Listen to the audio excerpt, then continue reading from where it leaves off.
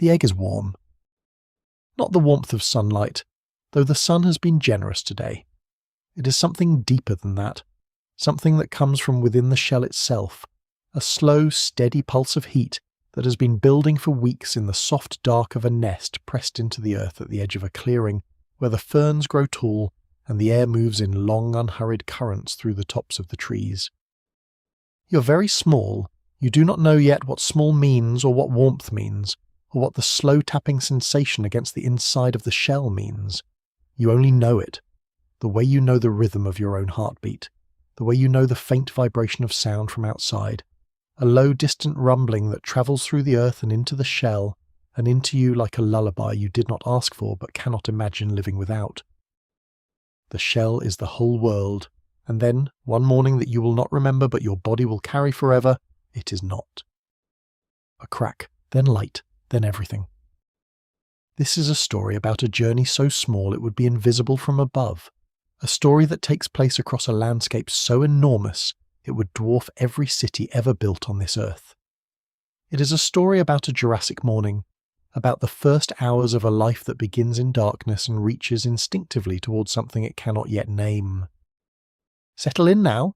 Let your breathing slow. The world outside this moment is very far away, and the Jurassic is very patient. It has been waiting 150 million years for you to listen. It is in no hurry at all. You find yourself in a place that has no name because no one has ever needed to name it. The naming of places requires people, and people are still 150 million years away from existing. What is here instead is something more ancient and in its own way, more complete. The landscape around you stretches in every direction without interruption. To the east, a range of low hills rises in soft folded shapes, their slopes dark with conifer forest so dense that the interior of it is a permanent twilight, even at midday. To the west, a wide river plain spreads itself out in long pale sweeps of sandy ground, braided with channels of slow brown water that catch the late afternoon light and hold it like something worth saving. Ahead of you, the clearing opens into a belt of ferns and cycads, their fronds unrolled in patient spirals, catching the warm air that drifts up from the lowland. The air itself is different here, thicker somehow, richer. The oxygen content of the Jurassic atmosphere ran slightly higher than what your lungs are accustomed to, and even in the filtered version of this world that exists only in the imagination, you can sense the difference. Each breath feels faintly more satisfying, as if the air has more to offer and is willing to give it. The temperature is warm but not oppressive. The Jurassic was, by and large, a greenhouse world. No polar ice caps, no frozen tundra at the poles, the whole planet running several degrees warmer than the one you know, but here, at a latitude roughly equivalent to what would one day be called the American West. The warmth is the pleasant, generous kind, the kind that soaks into stone and soil and radiates back into the evening in a slow, even exhale. You're standing at the edge of this clearing because there is a nest here. It is not an elaborate construction. Some dinosaur species built careful, cup-shaped nests with walls, and a deep interior, but this one is simpler.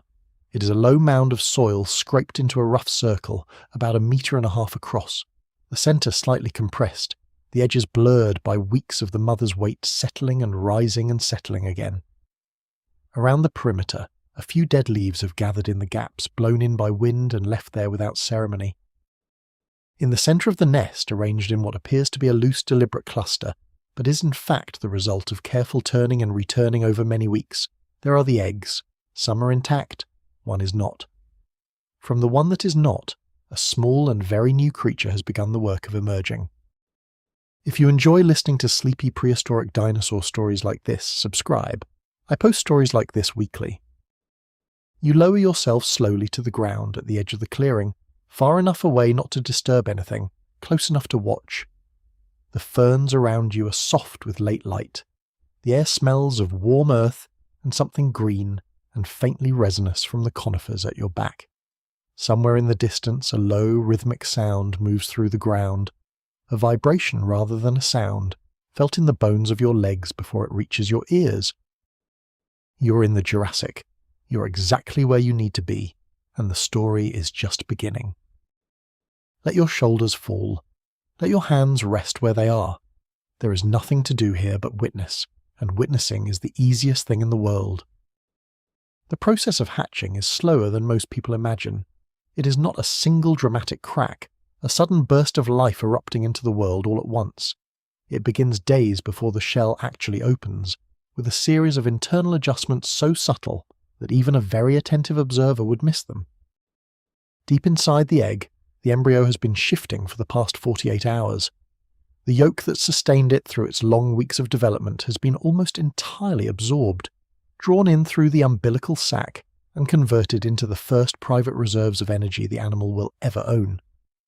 What remains of the yolk is now carried inside the body, a small warm inheritance that will sustain it through the first difficult hours of its new life outside the shell. Here is something most people never think about. The hatchling dinosaur contains a tiny egg tooth. Not a real tooth, not yet. It is a small, hardened protrusion at the very tip of the snout, a temporary structure that exists for one purpose and one purpose only. It is the instrument with which the animal will break the shell that has protected it since before it had a nervous system to feel anything with. Paleontologists discovered this by studying dinosaur embryo fossils preserved in such extraordinary detail that even these ephemeral structures left their traces. The egg tooth appears, does its work, and then, within days of hatching, it is gone. There is something quietly remarkable about this. The animal is equipped from the very beginning with exactly what it needs for exactly the task immediately in front of it. No more, no less. The hatchling you are watching, let us call her found because that is what she is, at least from where you are sitting, is a small theropod dinosaur. The exact species is one that paleontologists are still, in your time, working to pin down. The Jurassic was long and varied, and its theropods were many.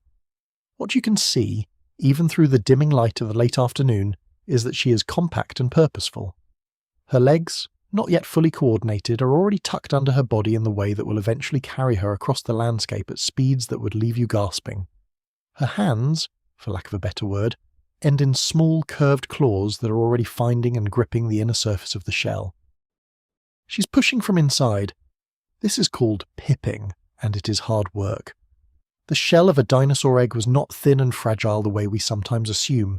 It was mineralized, calcium carbonate arranged in columns, porous enough to allow the exchange of gases during incubation, but structurally robust enough to protect the developing animal from the weight of the surrounding soil and the occasional investigative prod from a curious passerby.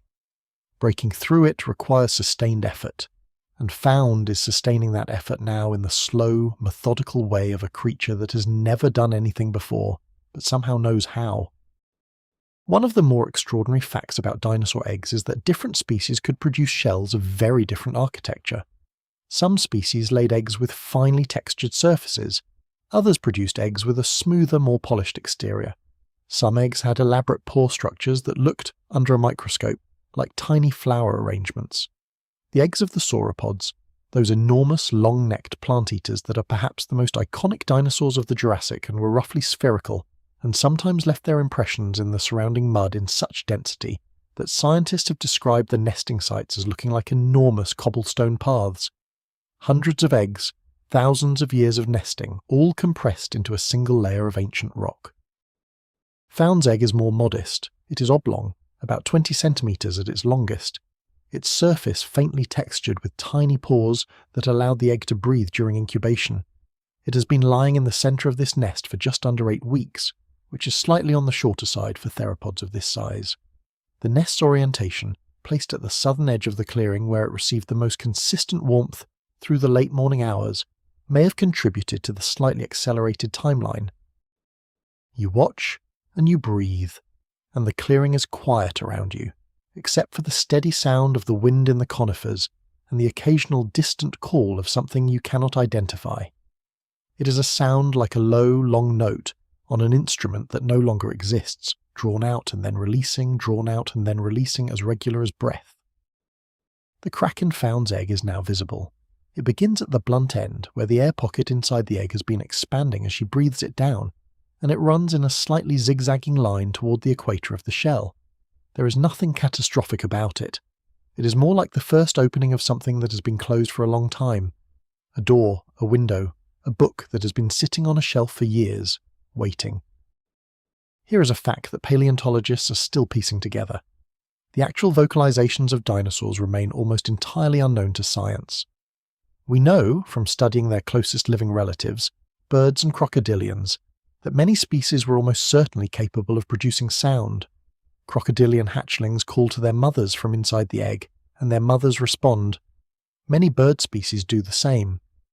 The weight of evolutionary evidence suggests that some dinosaurs may have had similar communication, especially between mother and young during hatching. Whether any of this occurred in the nest you are watching is something you will simply have to feel your way toward. The science does not yet reach this far with confidence. What you notice in the absence of certainty is a small and subtle thing. The ground vibration you felt earlier, that low rhythmic pulse that travelled through the earth, has changed slightly. It has come closer, or perhaps not closer. Perhaps it is simply more present, as if something very large somewhere in the trees at the edge of the clearing has slowed its movement and is now simply standing still. You do not turn to look. There are things in the Jurassic that are better not startled, and found is working, and the crack is widening, and the light is changing as afternoon tips toward evening, with the unhurried confidence of a world that has nothing to prove. The shell gives a little more. A wedge of it falls inward, into the dark interior of the egg, and through the gap, small, ragged, barely the width of a finger, comes a rush of warm, moist air that you can feel from where you're sitting, even at this distance. The interior of an incubating egg runs warmer than the ambient temperature. It is its own small climate, its own small world, and the moment the shell opens, that private warmth spills out into the larger world like a secret released. Found pushes her snout through the gap. It is the first time she has breathed external air. She does not seem to know what to make of it. She freezes for a moment, just a moment, and then she pushes again. Let the image of that small snout in the cracked shell settle somewhere in your mind. The first breath. The first moment of the larger world. You have had your own version of this beginning, though you cannot remember it. You have no idea how much effort it took to get from there to here. Sleep is something like that too, a gradual release, a slow emergence into a different kind of world. The clearing is dimming now. The last light catches the tops of the conifers and turns them to a soft tarnished gold. Below in the shadows, Found continues her patient work. There is a particular quality to the light inside an egg that has not yet been described by science, because science has not yet found a way to ask the question. The shell is opaque to our eyes, but the developing embryo within it lives in a world of filtered light, the slow brightening and dimming that comes with the rotation of the nest, the way the sun crosses the sky, and the shadow of the surrounding vegetation shifts its angle against the shell's surface. Some researchers have suggested that developing birds can detect this light variation through the shell, and that it plays a role in circadian rhythm entrainment, the calibration of the biological clock, before hatching. Whether dinosaur embryos had a similar sensitivity is unknown, but the physics would not have prevented it. The Jurassic egg was not a sealed, lightless world. It was a permeable world, exchanging gases and filtering light and transmitting the ground vibrations of the landscape outside into the first sensory experience of the animal within. The egg tooth that Found is using right now to work against the shell is a structure that appears in the developmental record of animals across a wide range of evolutionary lineages. Birds have it. Most snakes and lizards have it. Some mammals have vestigial versions of it. Its presence across these groups is not because they inherited it from a common ancestor that had the exact same structure. The egg tooth appears to have evolved independently multiple times in different lineages, which tells you something important about the nature of evolution's problem solving. When the same challenge appears in many different lineages, how does a small animal enclosed in a hardshell get out? Evolution tends to arrive at similar solutions not because it is creative in a directed sense, but because the space of possible solutions to this particular problem is narrow, and the one that works well is going to be found again and again. The air that Found first breathed when the shell cracked was measurably different from the air you are breathing now. The Jurassic atmosphere had a somewhat different composition from the modern one, slightly different oxygen levels, different carbon dioxide concentrations, trace gases in different proportions. But the most significant difference was not chemical, It was biological. The air of the Jurassic was alive with microbial spores, pollen from the gymnosperms, the chemical signals that plants and insects and other animals were using to communicate with each other and with the environment.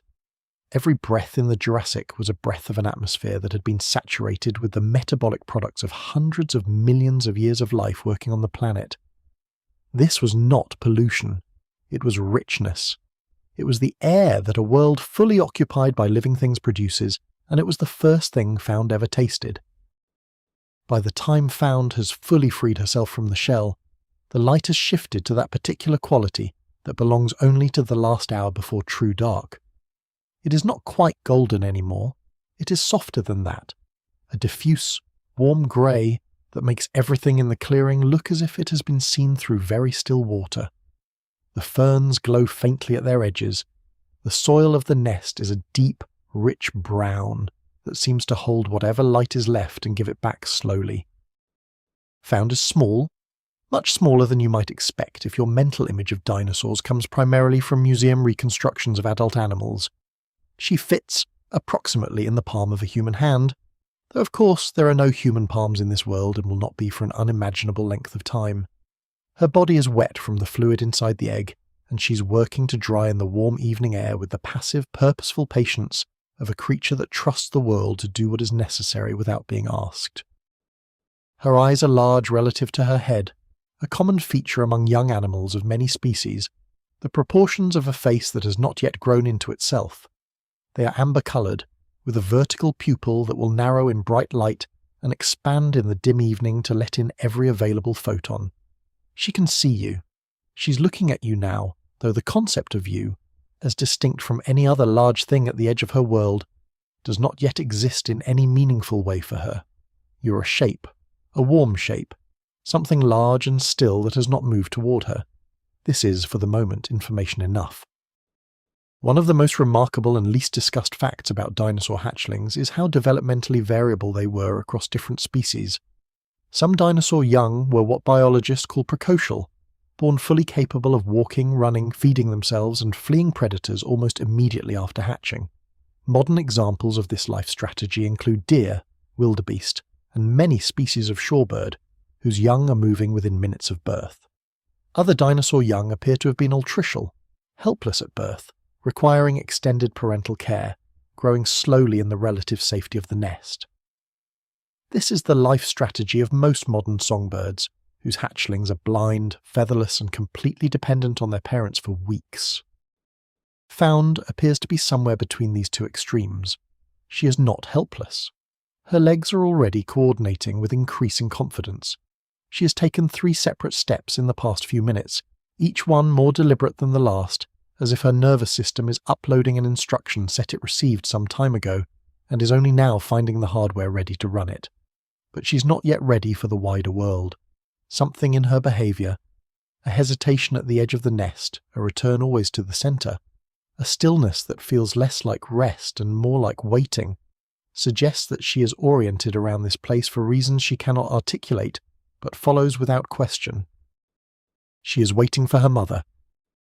Also, the evidence suggests, parental care in dinosaurs is one of the most actively researched and most frequently revised topics in paleontology.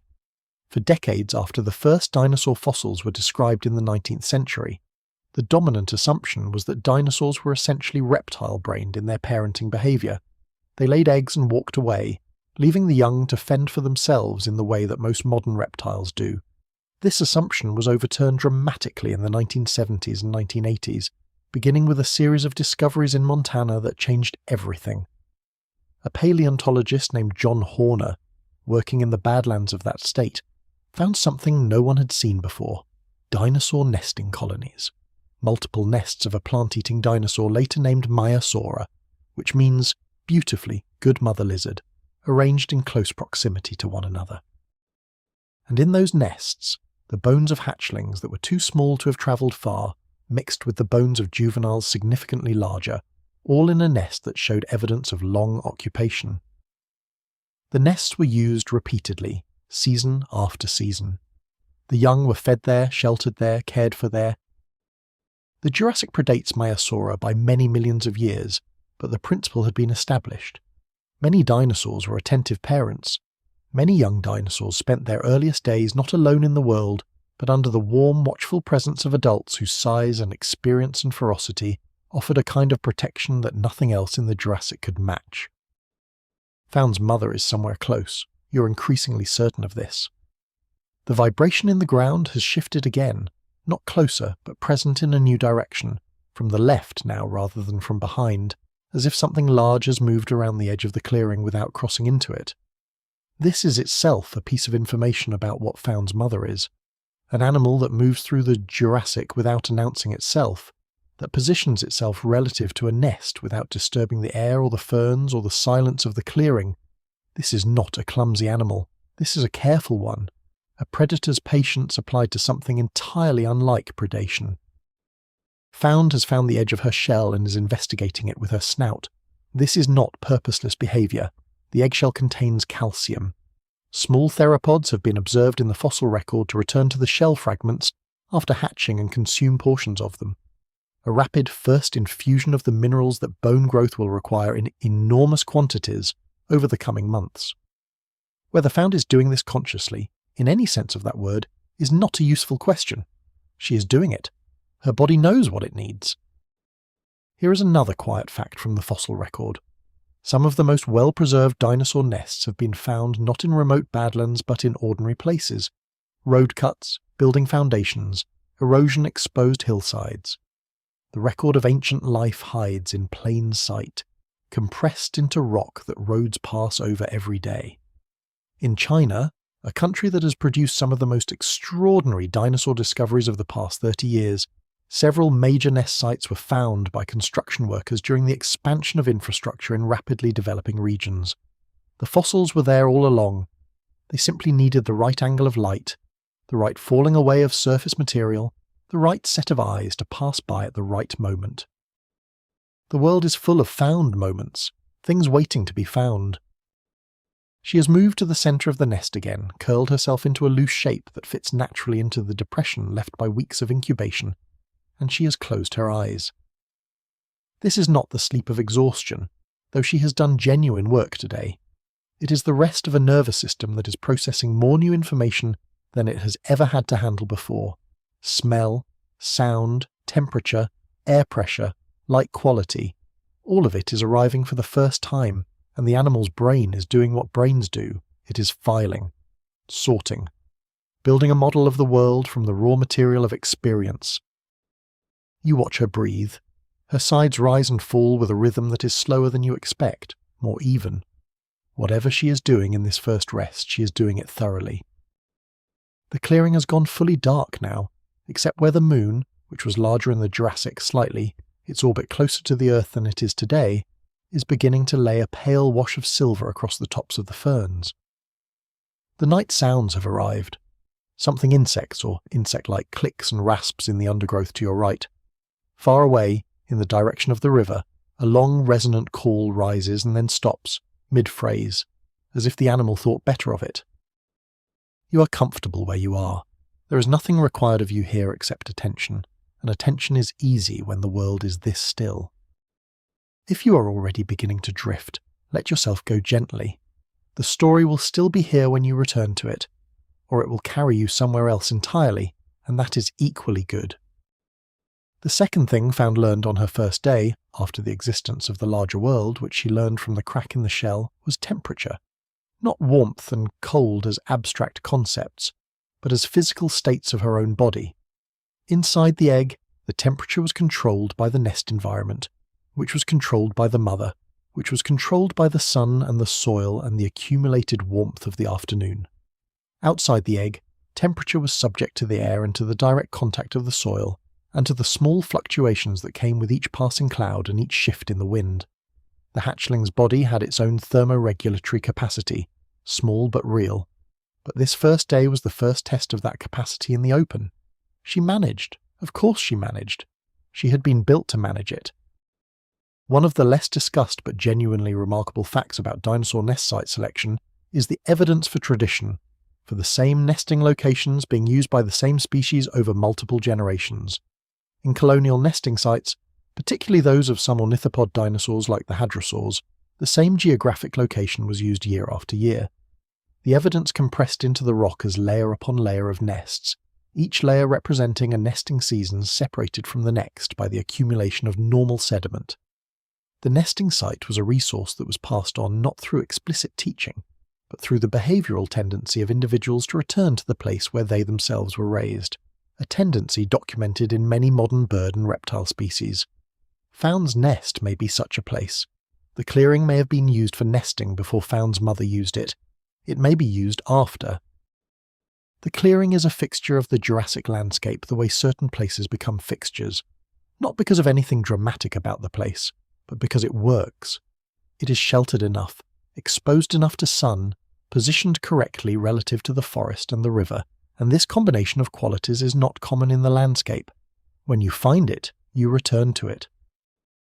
The moonlight that falls on Found during her first night is the same moonlight that falls on your room tonight, in a physical sense that is stranger than it sounds. The light from the moon is reflected sunlight.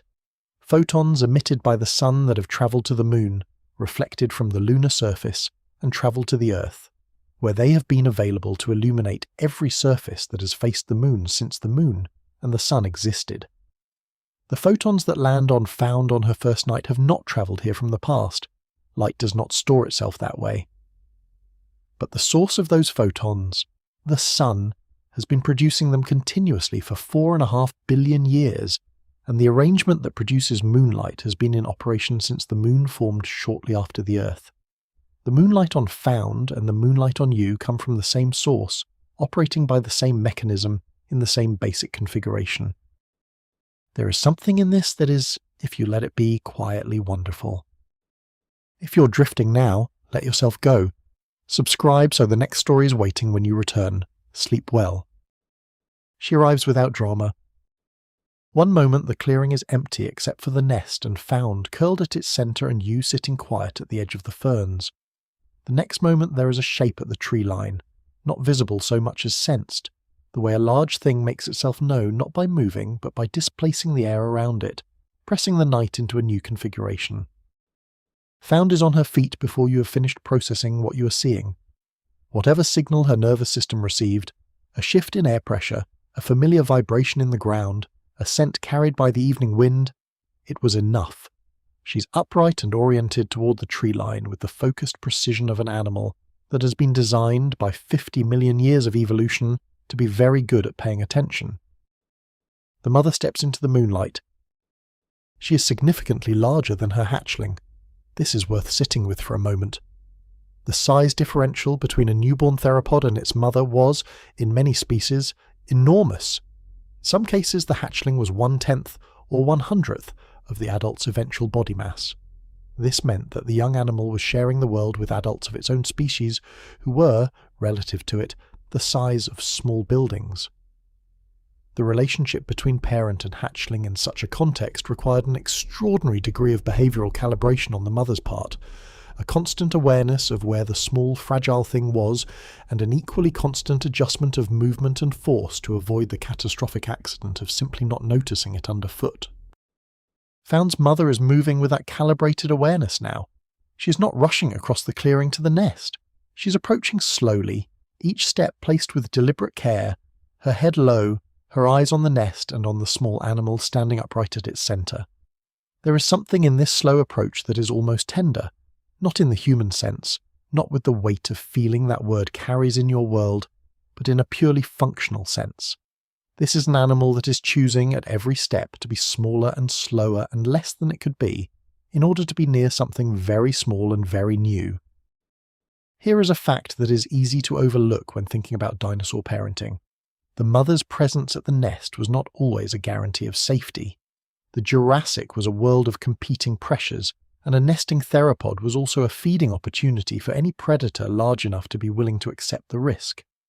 Nest guarding was, in some species, apparently communal. Multiple adults, possibly related, watching over a nesting colony from different positions.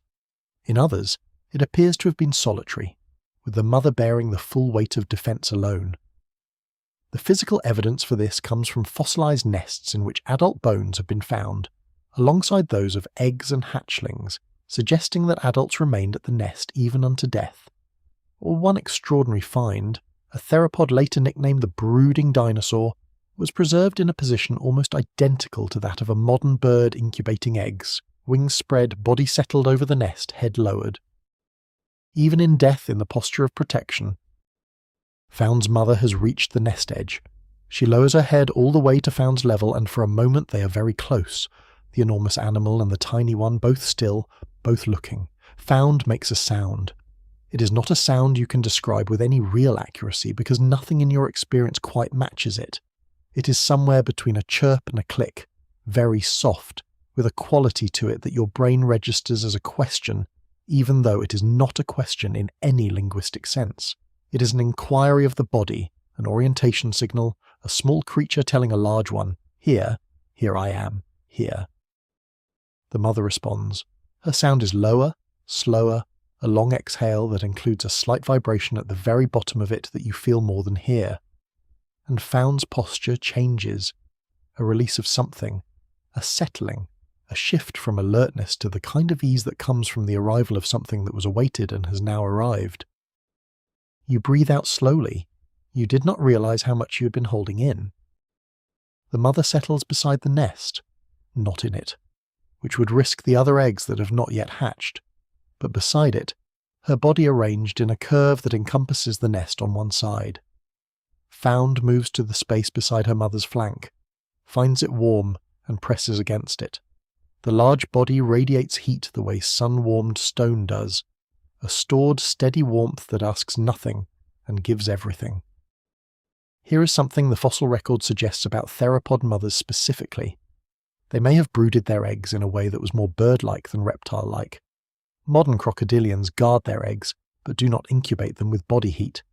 The nest is carefully constructed to generate its own warmth through decomposition and sun exposure, and the mother's role is primarily defensive. Modern birds, by contrast, sit directly on their eggs, transferring body heat in a sustained, active way that is critical to development. Feathered theropods, the evidence increasingly suggests, sat on their eggs in exactly this way. And feathers, the kind that covered many theropods by the Middle and Late Jurassic, were not for flight in these early forms. They were insulation. They were warmth carried on the body, available to be extended over eggs or hatchlings at need. Found is under her mother's flank now, in a space that is close to invisible from where you're sitting. You know she's there only because of the occasional small movement, the edge of a small snout appearing and then withdrawing, the faint sound of that chirp-click repeated at intervals that are gradually lengthening as the hatchling settles deeper into something very like sleep. The night around the clearing continues its steady business. In the middle distance, something large is moving through the river plain. You can hear the slow, heavy rhythm of it, the way each step sends a low pulse through the ground that takes a long moment to arrive and then settles.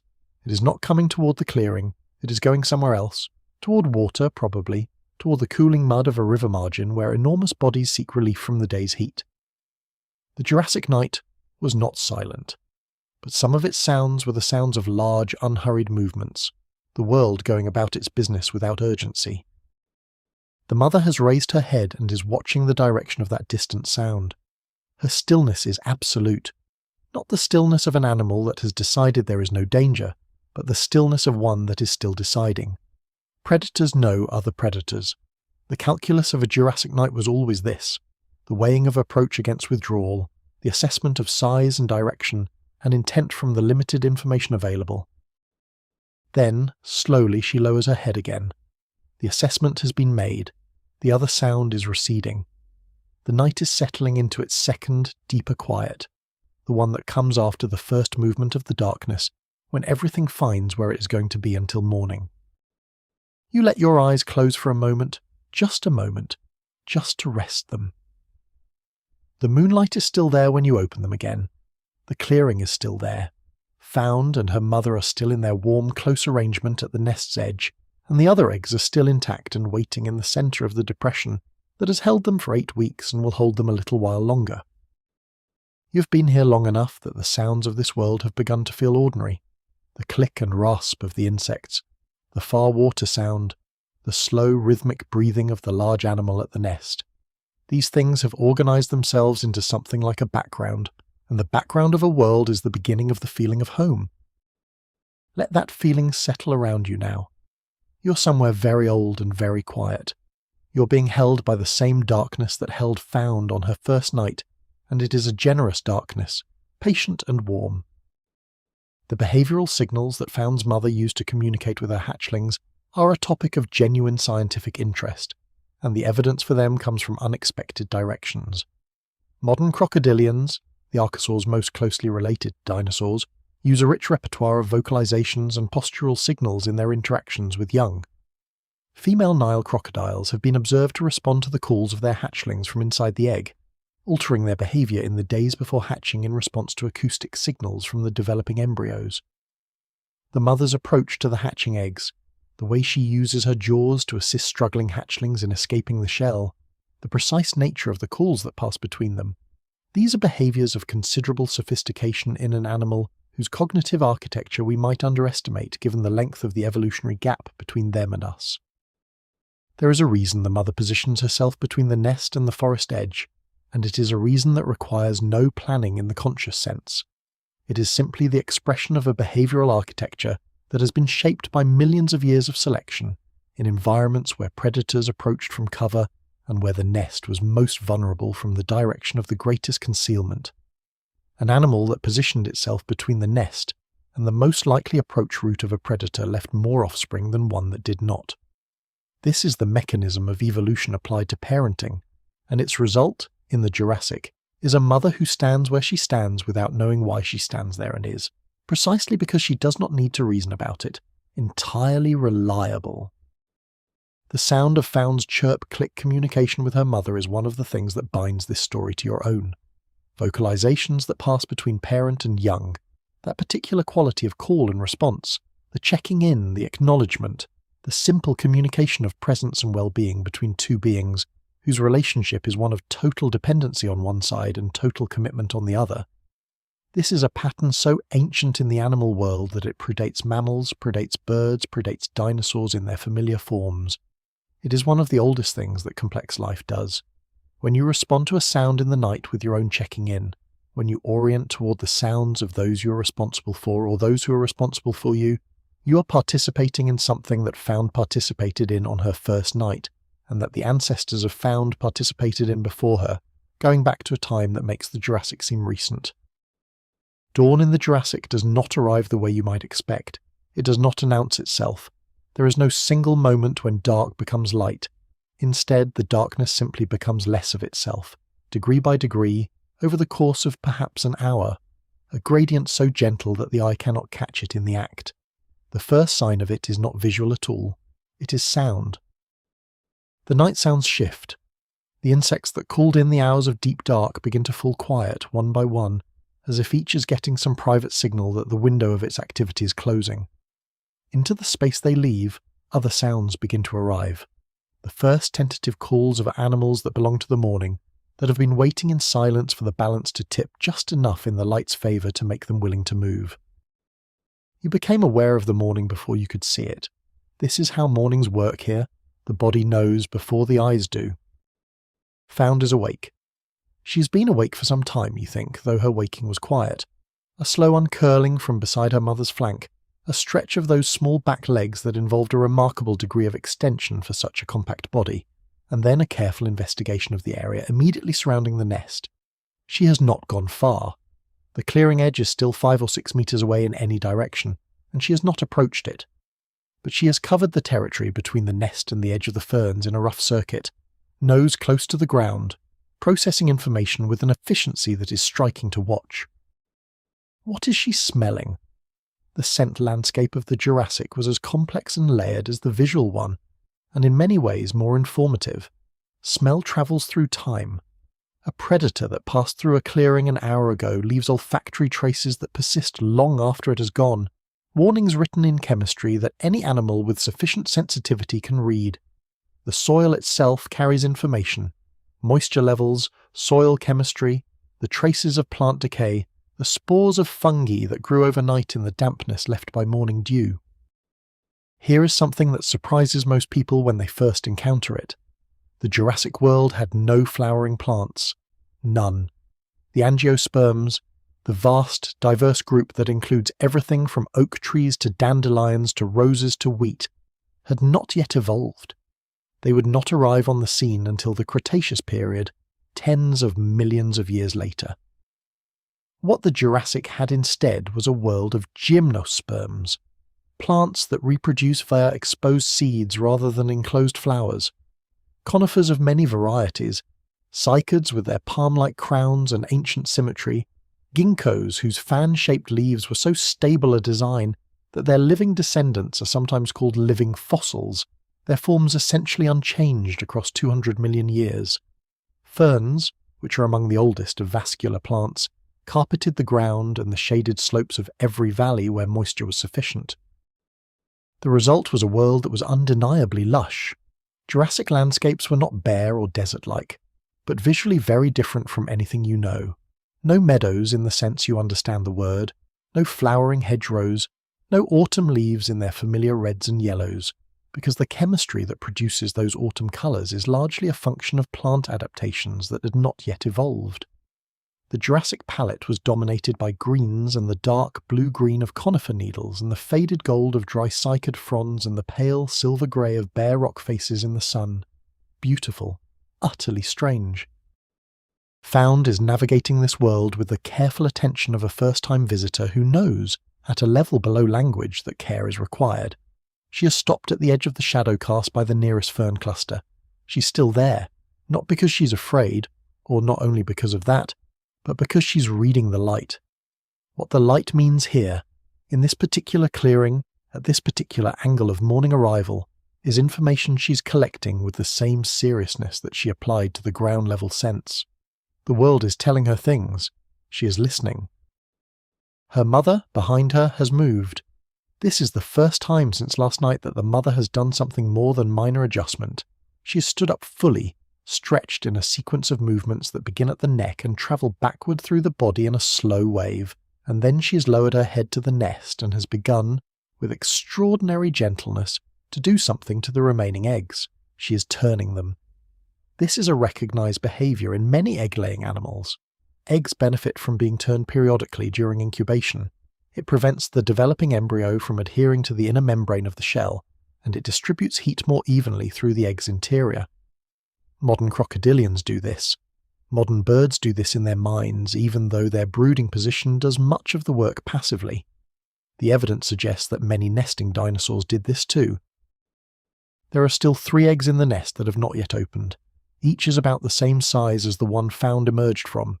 Each, if conditions continue to favour them, will produce a hatchling in the next several days. Found will not be alone in the world for long. But right now she is alone in the attention of the morning, and she's doing something very specific with that attention. She has located at the base of the nearest fern a small arthropod, something multi-legged and quick, moving through the litter of dead fronds at a pace that probably feels urgent to it, but appears, from Found's perspective, entirely manageable. She watches it. She's not hungry yet in any way that the word applies to adult animals, because the absorbed yolk reserves she carried out of the egg are still providing her with energy. But the behaviour of watching, of tracking, of orienting a body toward a moving thing, this is something that does not need to wait for hunger to instruct it. It is being practiced because it is the most important skill she will ever develop, and practice begins now. What did the insects of the Jurassic look like? This is one of the more wonderful rabbit holes of prehistoric natural history, and it leads to some genuinely startling places. Insects had been on land for well over 200 million years before the Jurassic.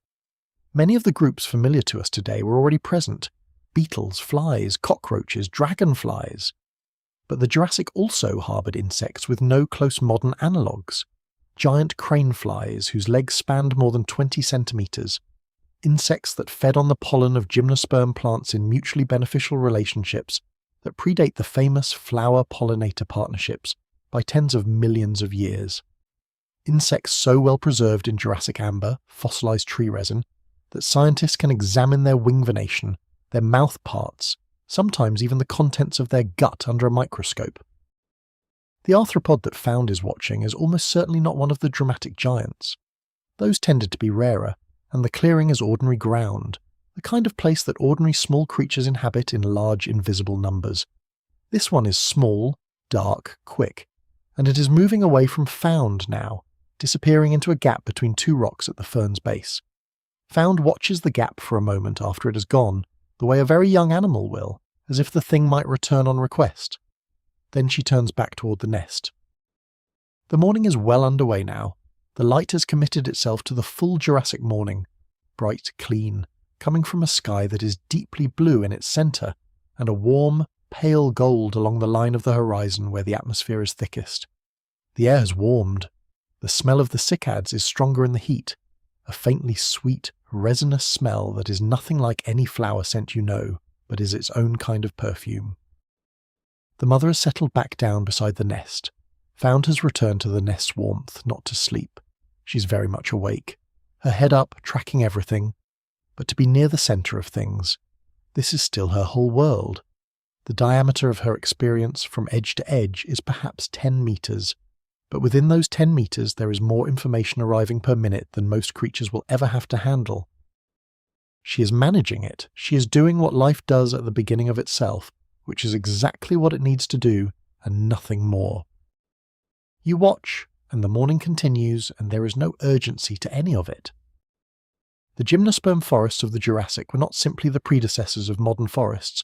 They were genuinely different ecological systems, organised around different principles and supporting different communities of animals and other organisms. The understory of a modern temperate forest is often dominated by flowering plants, wildflowers, herbaceous plants, the shade-tolerant angiosperms that have diversified into every available niche below the canopy. In the Jurassic, that understory role was filled by ferns and cycads and the occasional early ginkgo, plants that were slower growing, longer lived, and organised into communities that changed on geological rather than human timescales. A human visiting the same Jurassic clearing once a year for a century would see very little change in its vegetation. The same fern species in the same positions, the same cycad crowns, the same conifer configuration. This stability was both a feature and a constraint. It provided reliable resources for the animals adapted to it, and no resources at all for animals adapted to the quickly changing, seasonally varied landscapes that flowering plant communities would eventually create. Here is a question that Jurassic paleontology has been slowly building toward an answer to. Did any dinosaurs use tools? The question sounds anachronistic. Tools seem like a human, or at most a primate concern, but modern birds use tools with some frequency. New Caledonian crows manufacture and use tools of surprising sophistication. Egyptian vultures use stones to break open eggs. Several parrot species use sticks as levers. If the ancestor of modern birds was a feathered theropod, and if some modern birds use tools, then the capacity for tool use was in the theropod lineage at some point. Whether it was expressed behaviourally in Jurassic theropods, and whether any evidence of such expression could survive in the fossil record are very different questions. The fossil record preserves bones and impressions, not behaviours. But the question itself is worth sitting with, because it opens the possibility that the inner life of the Jurassic was considerably richer and more behaviourally complex than the bare rocks suggest.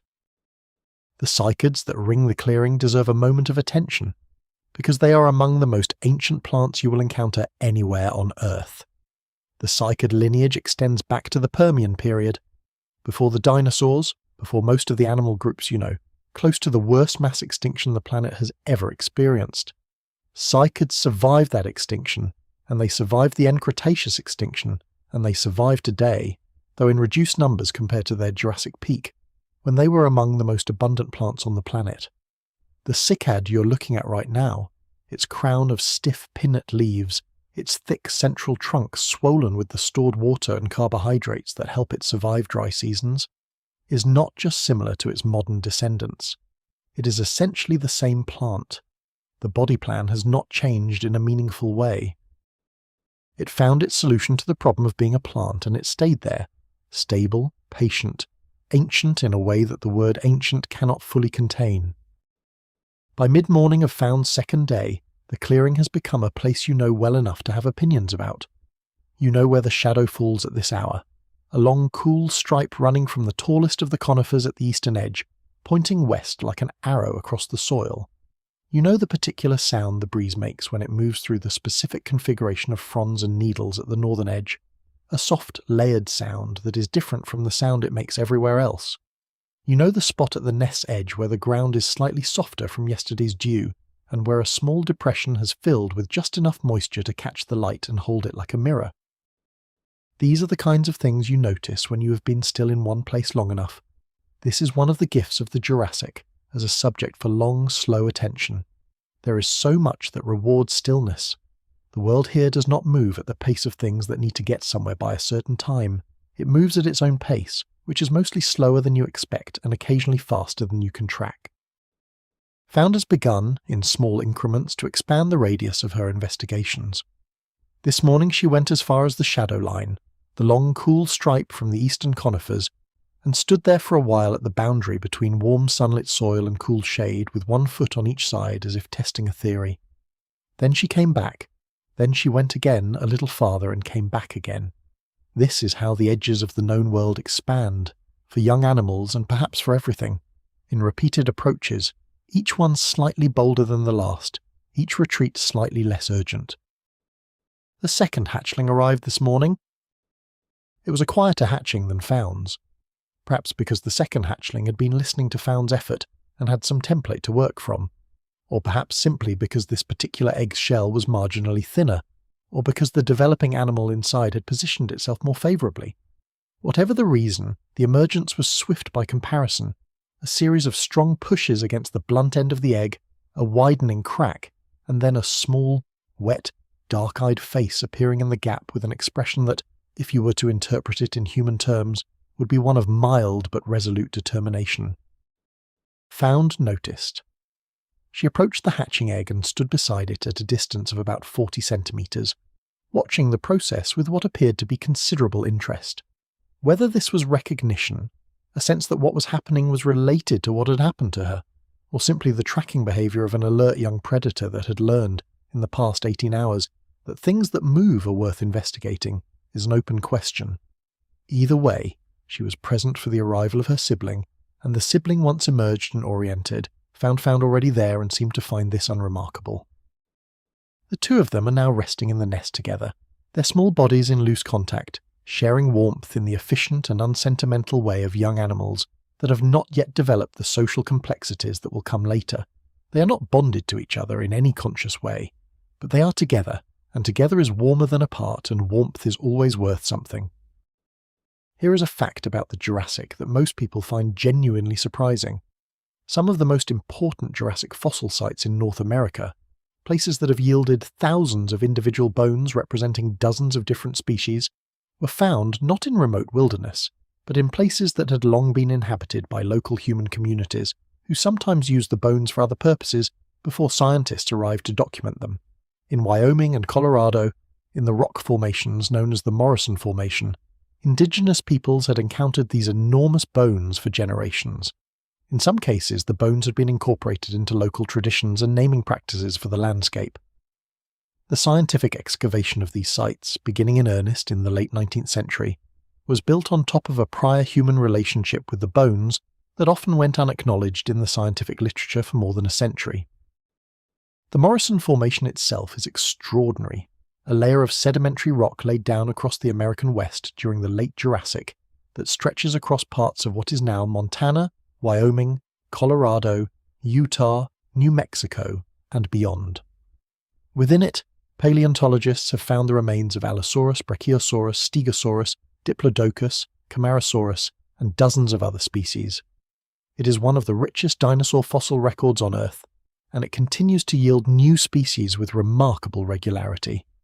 As recently as the past decade, new theropods, new sauropods, and entirely new genera have been described from Morrison material, species that lived in this same general world that Found is navigating right now. The Jurassic world of what will become North America was in many respects a world of giants. The sauropods, the long-necked, long-tailed, column-legged plant-eaters, reached sizes here that were almost incomprehensible. Brachiosaurus may have stood as tall as 12 metres at the shoulder. Diplodocus could reach 27 metres from nose to tail tip. These were not anomalies. They were the background condition of the landscape, the way mountains are background to a valley, always present, always large, shaping everything around them without necessarily doing anything in particular to achieve this effect. You have not seen a sauropod yet from the clearing, but you will, or something like one, something large enough at the right distance that the word large stops being adequate, and you find yourself reaching for a different vocabulary. Something that moves through the river plain you can see from the clearing's western edge, as if the vegetation it displaces is simply a minor inconvenience, not worth hurrying for. For now, though, the clearing is the world. Found and her sibling are in the nest. The mother is alert, her head up, scanning the tree line in a slow, systematic survey that covers the full arc of the clearing before returning to the centre. 2 of the remaining 2 eggs show the first signs of activity, a faint flex in the shell surface, the beginning of internal pressure. The next hatchlings are close. The day's warmth has reached its peak. The soil of the clearing holds it now, radiates it back. Everything in this small world is thoroughly warm and thoroughly still, and thoroughly present in its own particular way. The ferns in their exact positions, the mother in hers, the 2 hatchlings in the nest's centre, and you at the clearing's edge, breathing slowly in the sun. Have you ever wondered what it would feel like to exist before the concept of hurry was invented? Before there were schedules or appointments or the specific weight of time that comes from knowing you are running out of it? The Jurassic does not know about hurry. Each creature in it is exactly as fast as it needs to be and no faster. Each moment is exactly as long as the world requires and no shorter. That quality of time is available to you right now, in whatever position you are in whatever room or darkness surrounds you. The Jurassic is always there, underneath everything, patient and enormous and completely indifferent to the urgency of any particular century. Rest in that for a while. The story will hold itself while you do. The appearance of the second hatchling raises a question that is worth sitting with in the slow, undemanding way of this particular afternoon. What did Found's siblings mean to her? Not in the abstract, not as a philosophical proposition, but in the concrete, behavioural, day-to-day sense.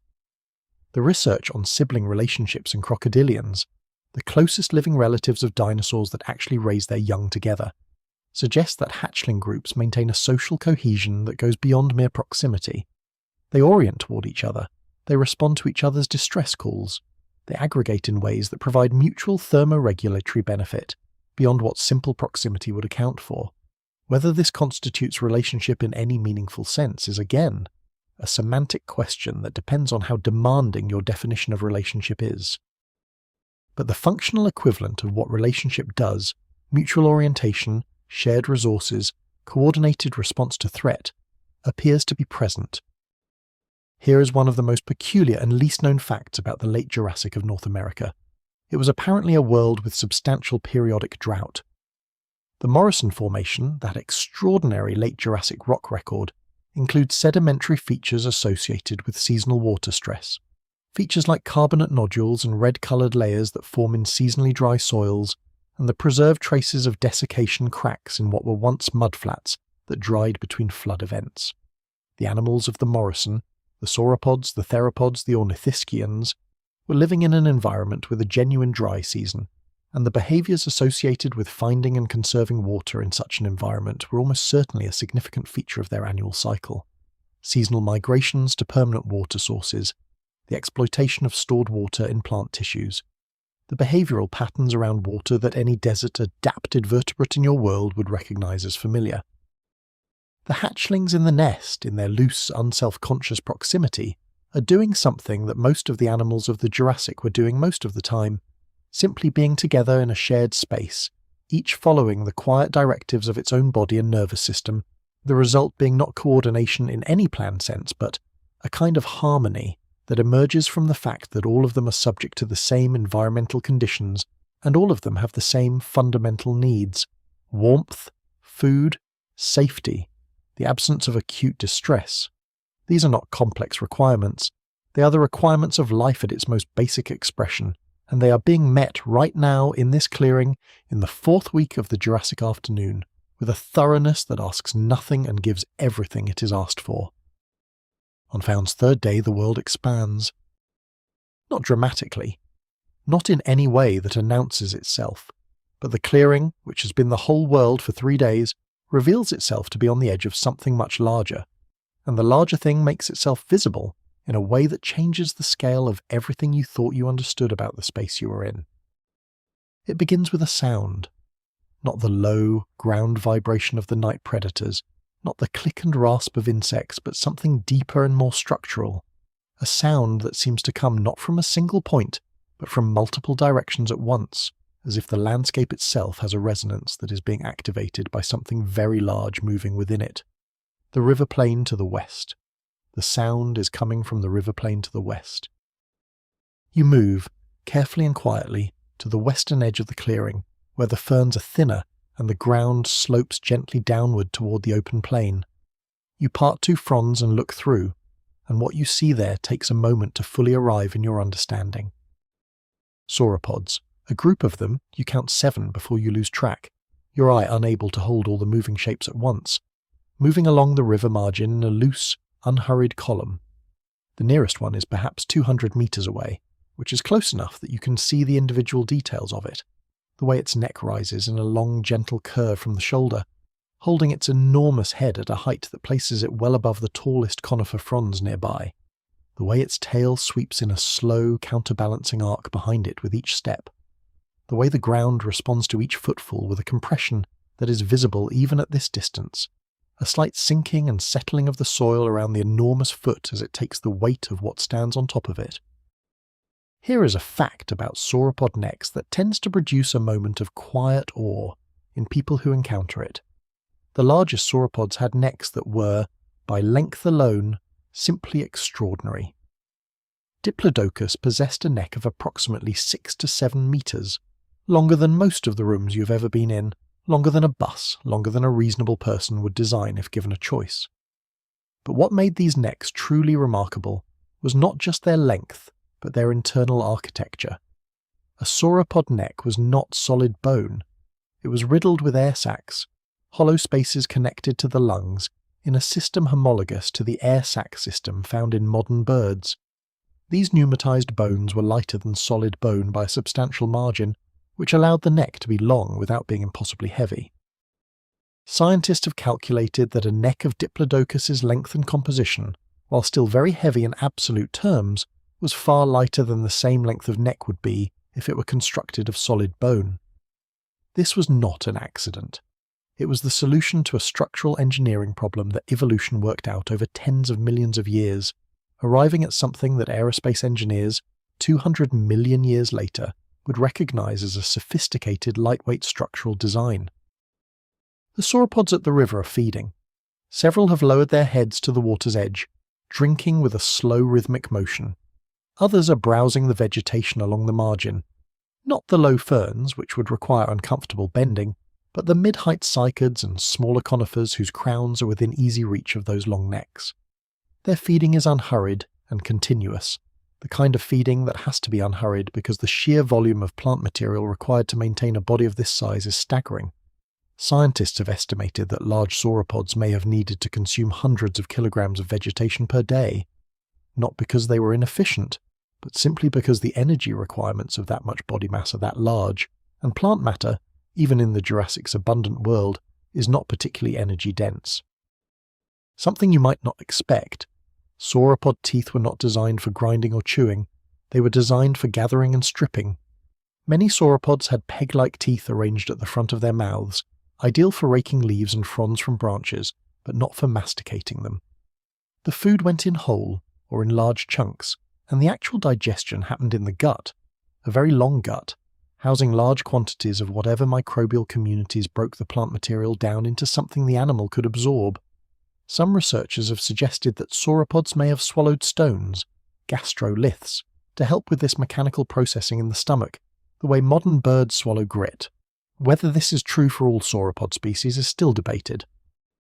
Found has joined you at the edge of the ferns.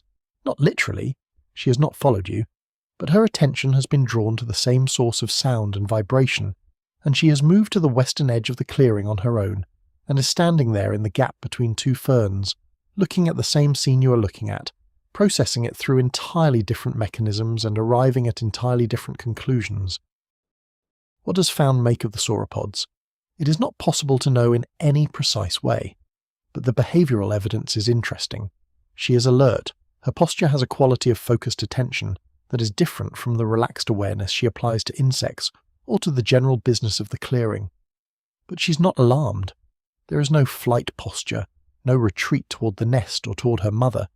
She's simply looking, with the intensity of a very young predator, encountering something that is clearly too large to be prey, and clearly not approaching, and therefore interesting in a way that requires no action. There is something in this scene that is worth noticing. The Jurassic was a world in which animals routinely existed alongside other animals of such dramatically different sizes that the relationship between them was almost abstract. A small theropod and a large sauropod shared the same river margin, ate different things, required different amounts of space, and moved through the same landscape in ways that rarely intersected in any meaningful sense. They were neighbours in the loosest possible definition of the word, cohabitants of the same broad area who happened to be using different resources.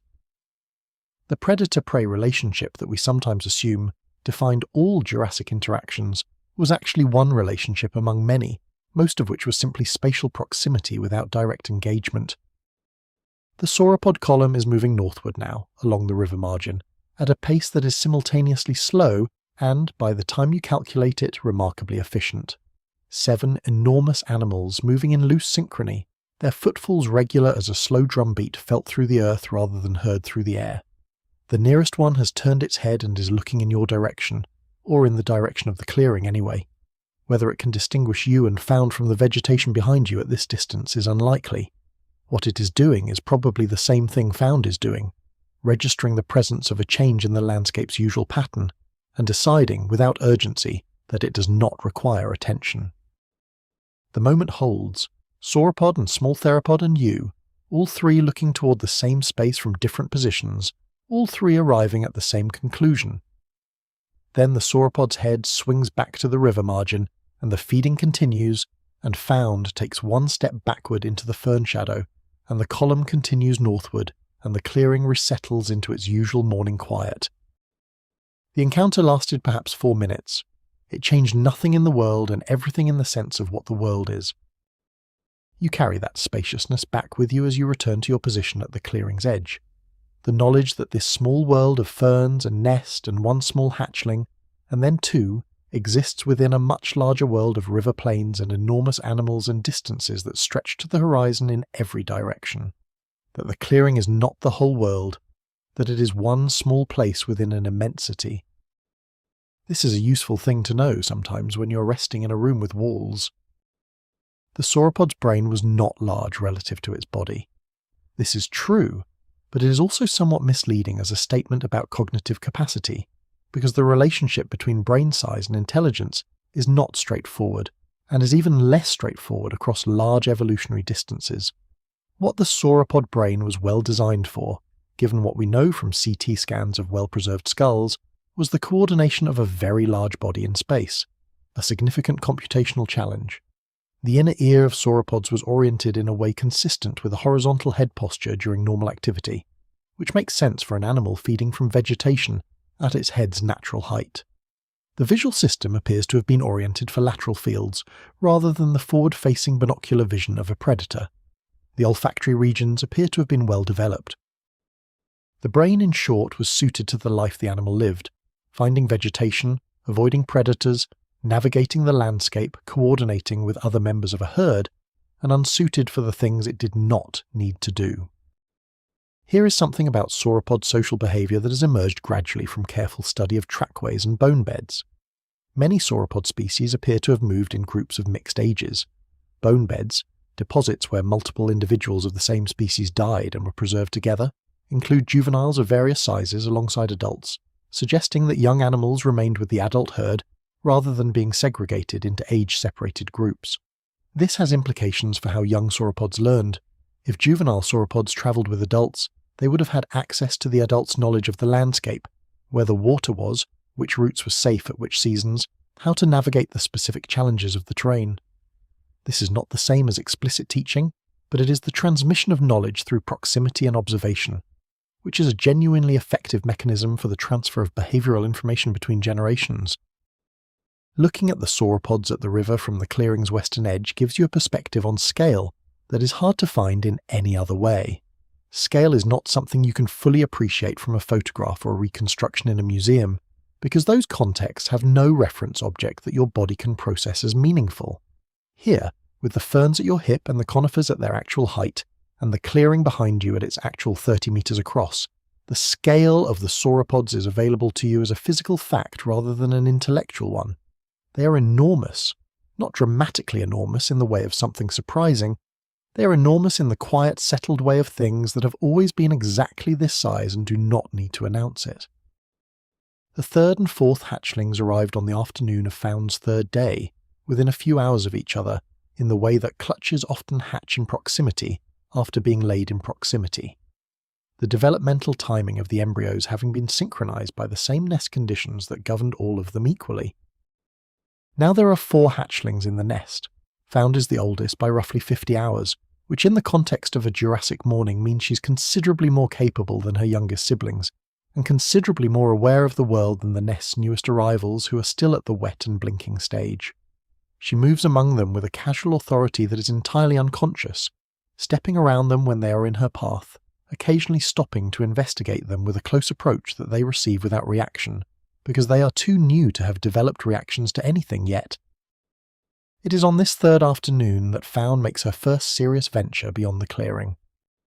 It happens between one observation and the next. One moment she's at the clearing edge, investigating the base of the fern cluster with her usual methodical attention, and the next moment she has stepped through the gap in the ferns and is in the forest on the other side. Just like that, no ceremony, no hesitation at the threshold that you can point to as a decisive moment. One more step in the direction she's been going, and she is somewhere new. The forest here is darker than the clearing. The canopy of conifers is dense enough to filter the afternoon light to a soft, diffuse green-grey that makes everything seem slightly less defined, slightly more approximate. The ground is different underfoot, softer, covered in a thick accumulation of fallen needles and decaying plant material that is several centimeters deep in places.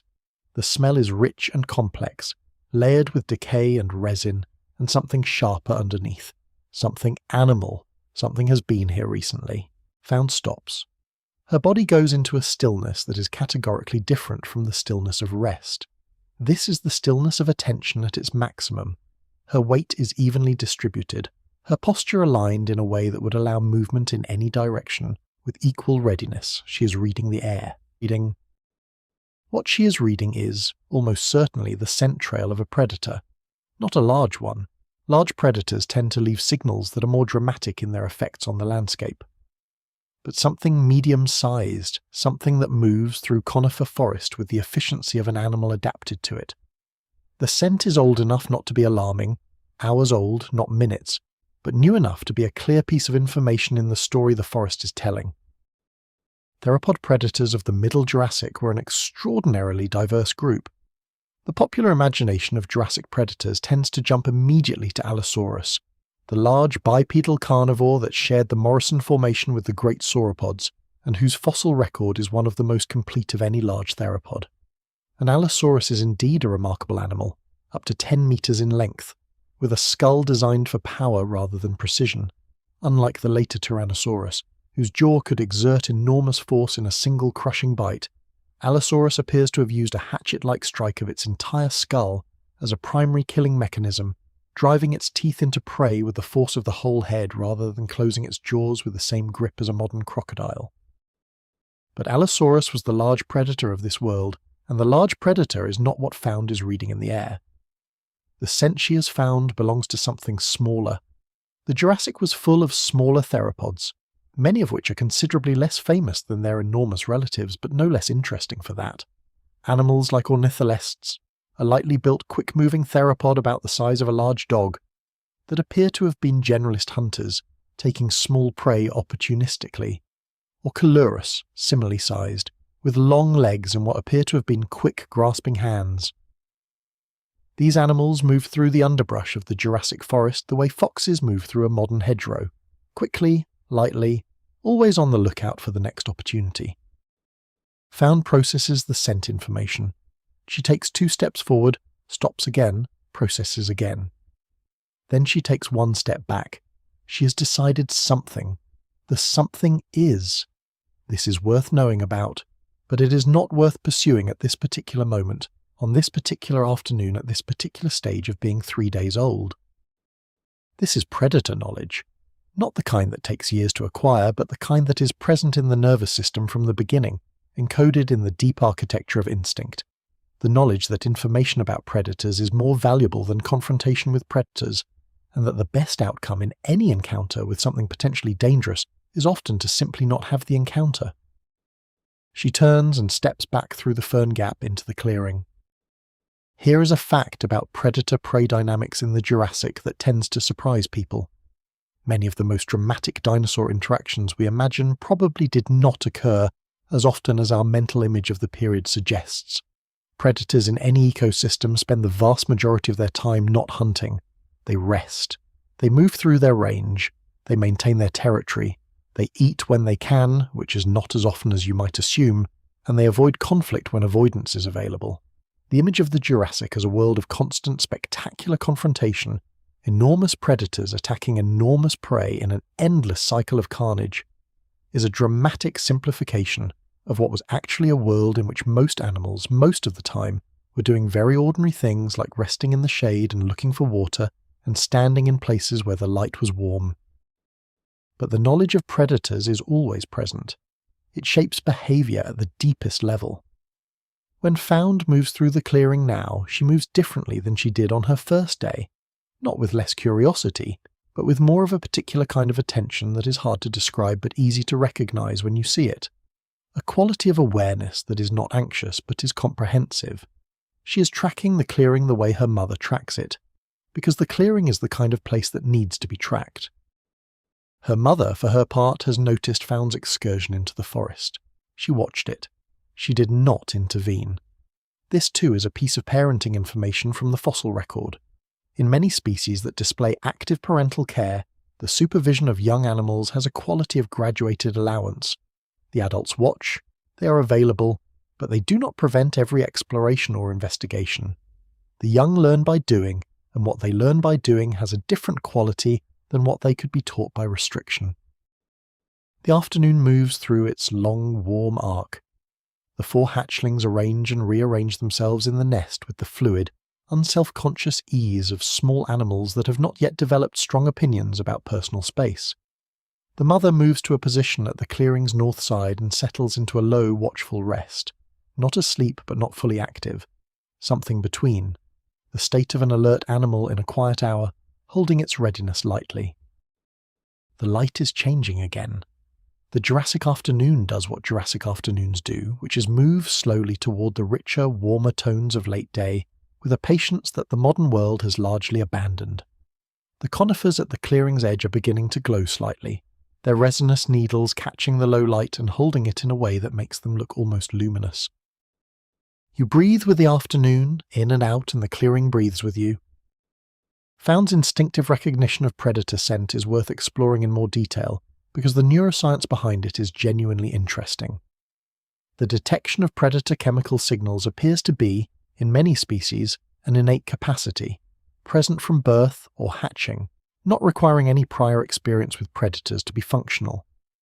In modern birds, hatchlings raised in isolation from any predator encounter can still respond appropriately to predator vocalizations and to certain visual cues associated with predators of their species. This is not learning. It is the expression of a behavioral program that was written into the genome by selection events that occurred long before any individual animal was born. The predator's signature was recognized before the predator was ever met. Here is one of the stranger facts about predator-prey coevolution in the Jurassic. The arms race between predators and their prey leaves traces in the fossil record, not just in body armor and speed and size, but in the structure of sensory organs. The eyes of prey animals tend to be large, oriented laterally to maximize the field of view at the expense of binocular overlap. The eyes of predators tend to be somewhat smaller but more forward-facing, giving the binocular overlap that allows precise depth perception, critical for catching prey.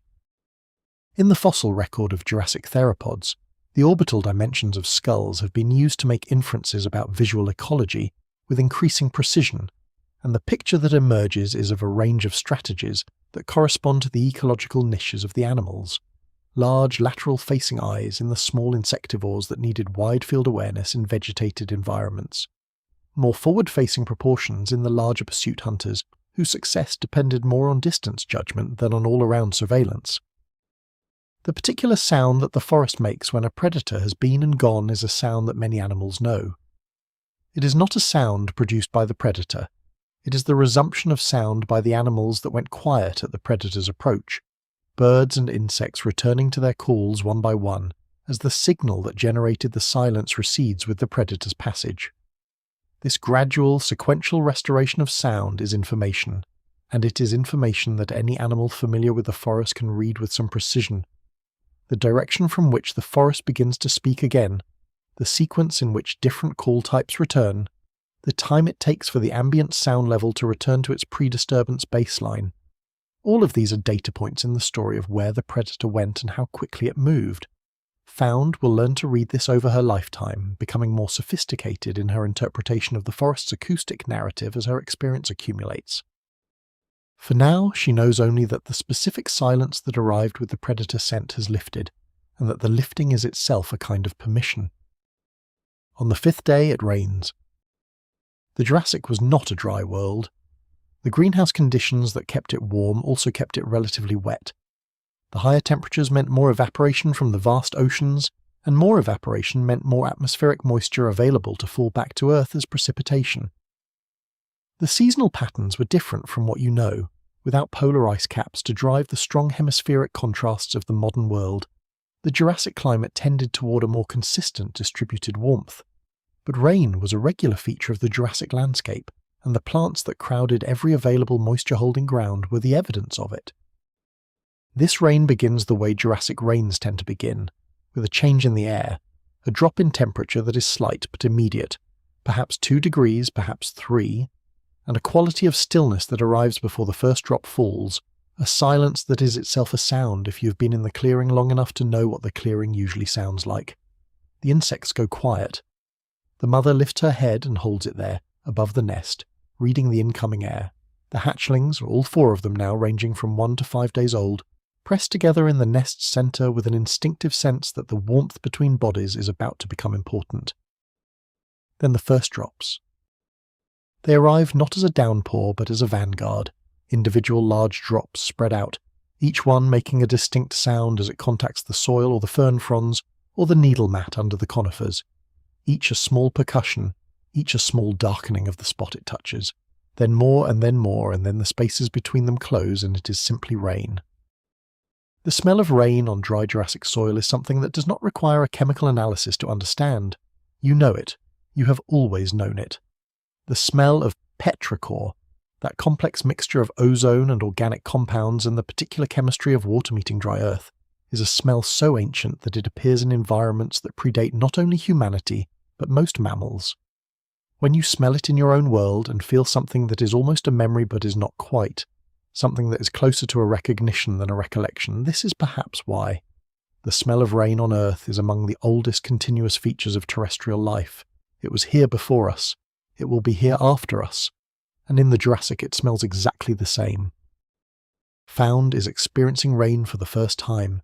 She's standing in the nest, her small body receiving it directly, and her reaction is neither alarm nor pleasure in any way those words translate to an animal of her kind. It is investigation. She looks up, a brief, direct orientation toward the source of the water, and then she looks down at her own feet, where the drops are landing and making tiny craters in the soil. She picks up one foot and looks at where it was. She puts it down again. The rain intensifies. The mother moves over the nest, not fully covering it. She's too large to do that without risking crushing the hatchlings, but positioning herself in a way that provides substantial shelter. Her body is an umbrella. The hatchlings press against her flanks and belly, and the rain falls on her rather than on them, and the temperature at the nest centre holds steady while the temperature outside it drops.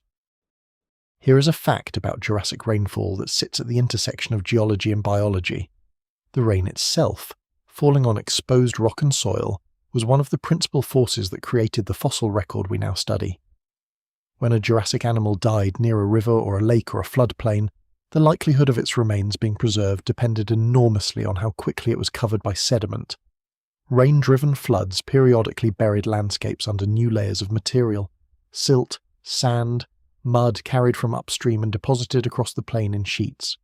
The animals caught in these depositional events, not necessarily drowned but preserved in place as sediment built up around them, are the ones whose bones we find today.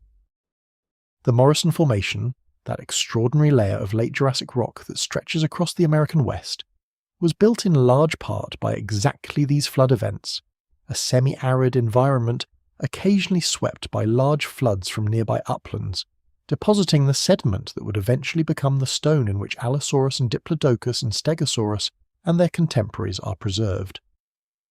The rain that is falling on Found right now is, in a very real sense, part of the same system that preserved the fossils that tell us Found existed. The rain has been falling for perhaps 20 minutes when a new sound arrives, not from the clearing itself but from the direction of the river plain, a low rumbling that is distinct from the steady percussion of rainfall and from the ground vibrations of large animals. This sound is sharper, more directional, and it is accompanied by a change in the sky over the plain, a brightening, then a dimming, that you feel before you see as a shift in the quality of light that reaches the clearing through the canopy. Lightning. The Jurassic thunderstorm is a complete event, and this one is arriving in full. The mother has pulled the hatchlings even closer, her body a curve around the nest that blocks the wind that has started with the storm. Found is against her mother's flank, pressed flat in the way of small animals in large weather, not cowering, not frightened in the human sense, but using the physical architecture of her environment to reduce her exposure in exactly the way that instinct directs. Her siblings are similarly arranged. They are 4 small animals in a very large storm, and they are fine. Here is something fascinating about dinosaur bone structure and what it reveals about their physiology.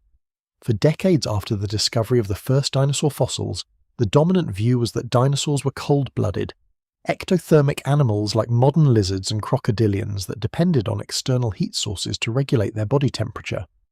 This view was challenged systematically from the 1970s onward by a combination of bone microstructure studies and isotopic analyses that pointed toward a very different conclusion. The bone of many dinosaurs grows rapidly and continuously, in a pattern that in modern animals is associated with warm-bloodedness, the kind of fast, active metabolism that produces heat internally and maintains a stable body temperature regardless of external conditions. Some researchers now place many dinosaur groups firmly in the warm-blooded category, or in an intermediate category that has been called mesothermy, running warmer than a typical reptile but not as hot or as constant as a typical mammal. This matters for Found in the rain because if she is mesothermic, which the current evidence suggests is likely for small active theropods, she is generating her own body heat. The rain chills the air around her, but does not chill her the way it would chill a modern lizard of the same size. She has her own furnace, small but steady, and it is running. The thunderstorm passes with the same unhurried authority with which it arrived, the lightning shifting from frequent to occasional to absent, the rain easing from intensity to steadiness to a light, spattering remnant that lasts another hour before stopping entirely. When it stops, the clearing smells extraordinary. The fresh, clarified smell of wet needles and wet soil, and the particular greenness of wet cycad fronds is a smell that has been unchanged in its essential character since before the first dinosaur walked on land. The hatchlings emerge from their shelter in 2s and 3s, cautious at first, then absorbed in the transformed landscape of the wet clearing. The soil holds small pools where the rain has collected in low spots. The fern fronds are jewelled with drops that catch the returning sun and hold it, briefly, in a display that requires no audience and gives its full performance to whatever happens to be in the vicinity. Found walks to one of the pools and looks into it. Whatever she sees there, the sky reflected, her own reflection in some version, the strange properties of still water surface that even human infants find compelling. She investigates with her snout until the pool's surface breaks into rings and the reflected sky scatters and comes together again. The afternoon is quiet and clean and thoroughly washed. You feel something similar. Rain on the Jurassic landscape was not the rain of modern mid-latitude climates. Exactly. The chemistry of the Jurassic atmosphere meant that rain was slightly different in its properties from modern rain. Slightly higher, CO2 in the atmosphere meant that the rainwater that formed from atmospheric moisture was slightly more acidic than modern rainwater, even without the industrial emissions that have made modern acid rain a concern. This very slight natural acidity was one of the mechanisms by which Jurassic rock was chemically weathered over long timescales, the rain slowly dissolving certain minerals from exposed rock surfaces, carrying them in solution to rivers and eventually to the sea, where they would precipitate again in the slow, geological cycle that has been moving minerals from land to sea to rock to land again since the planet had liquid water. Here is one of the loveliest and least known facts about Jurassic flora. Some of the cycads of the Jurassic appear to have had relationships with specific insects that were functionally analogous to the pollination relationships we associate with flowering plants, but were much older. Certain beetles and thrips appear to have visited cycad cones, the reproductive structures of cycads that bear their pollen and ovules, in a relationship that benefited the insect, which fed on the cone's nutritional tissues, and the plant, whose pollen was transported from male cones to female cones on the bodies of the insects. This is not the same as flower pollination. The cycad cone is not a flower. But it is a mutualistic relationship between plant and animal involving chemical signaling, reward provision, and the transport of reproductive material, and it was doing this in the Jurassic, tens of millions of years before the first flower opened. The thunder that moves through the clearing during the storm is not just sound, it is pressure. A thunderclap is a shock wave produced by the rapid expansion of air heated by a lightning bolt, and that shock wave propagates outward in all directions from the bolt's path, arriving at the clearing as a rapid change in atmospheric pressure that every animal in the clearing registers, not just through hearing but through the skin, through the pressure-sensitive organs that all vertebrates carry in various forms, through the membranes of the inner ear that are not primarily for hearing but for equilibrium and spatial orientation. The thunder says, pay attention. Not in words, obviously, but in the oldest language there is, which is the language of the body being told something urgent by the world. If you're drifting now, let yourself go. Subscribe so the next story is waiting when you return. Sleep well. On the 7th day, the mother takes Found to the river. Not just Found. All 4 hatchlings make this journey, though the youngest 2 are carried for part of it in a manner that is, from a purely mechanical standpoint, both delicate and astonishing. The mother's jaws are designed for killing. The force they are capable of exerting on the skull of a medium-sized herbivore would be considerable, and yet she uses them here to pick up the smallest hatchling, the one that arrived last, who is still not quite steady on its feet in the way the others are, and carry it gently, its small body held in those powerful jaws with the precision of an animal that has absolute control over the force it applies. Birds do this. Modern crocodilians do this. Female crocodiles, when their eggs hatch on the bank of a river, carry their hatchlings to the water in their mouths, and the hatchlings are not harmed. The pressure applied is extraordinary in its calibration, enough grip to hold the animal safely, not enough to damage it. The fossil record offers us evidence that this behaviour is ancient, perhaps as ancient as the Archosaur lineage itself, the group that includes both crocodilians and birds, and in between them in evolutionary history the dinosaurs. The journey to the river takes perhaps half an hour at the pace set by the hatchling's short legs and the mother's accommodating slowness. The route passes through the forest edge, that darker, more complex environment that Found visited briefly and then retreated from, and then descends the long, gentle slope of the river plain. The vegetation changes as you descend. The conifers thin. The cycads and ferns that dominated the upper slope give way to lower, lusher growth near the water. Dense stands of horsetails whose jointed hollow stems have been essentially unchanged since the Carboniferous period, and the spreading, soft-textured mats of water-loving ferns that grow right to the edge of the water and sometimes into it. Here is something that most people don't know about horsetails. They are among the oldest continuous plant lineages on Earth, their basic form established over 300 million years ago, long before the first dinosaur ever existed. In the Carboniferous, the ancestors of horsetails grew to the size of trees, enormous jointed columns 30 meters tall, forming the forests that would eventually compress into the coal seams that powered the Industrial Revolution. By the Jurassic, the giant tree horsetails were long gone, replaced by the more modest forms found near water, but the fundamental design, the jointed, hollow stem, The whorled branches, the spores at the tip, was unchanged. You pass through them now, and their texture against your legs is unfamiliar and oddly satisfying. Each joint is slightly swollen, slightly smooth, and the stems knock softly against each other as you move through them with a hollow musical sound. The river is wide and slow here, in its lower reaches. Upstream, somewhere in the hills to the east, it is faster and narrower and colder. But here, on the plain, it has broadened and flattened, its banks sandy in some places and muddy in others, its surface moving with a visible, patient current that catches the evening light in long, shifting reflections. The mother stops at the water's edge and stands there for a long moment, simply existing at the margin between land and water, her hatchlings arranged around her feet. Found is the closest to the water. She has walked right to the very edge and is looking at it with the focused, curious attention she applies to everything that is new.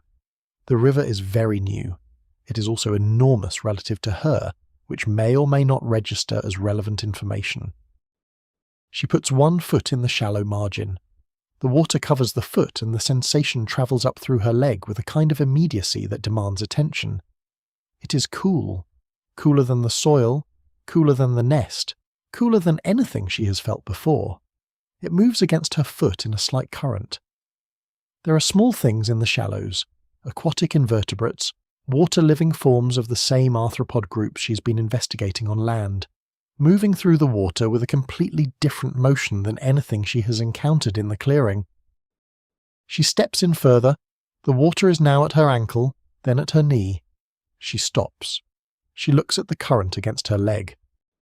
Jurassic rivers supported ecosystems that were distinct from both the terrestrial and the marine worlds, and in many ways as rich as either. Freshwater fish of various types move through these river systems, not the exact ancestors of modern fish, but animals of the same broad groups doing the same essential things.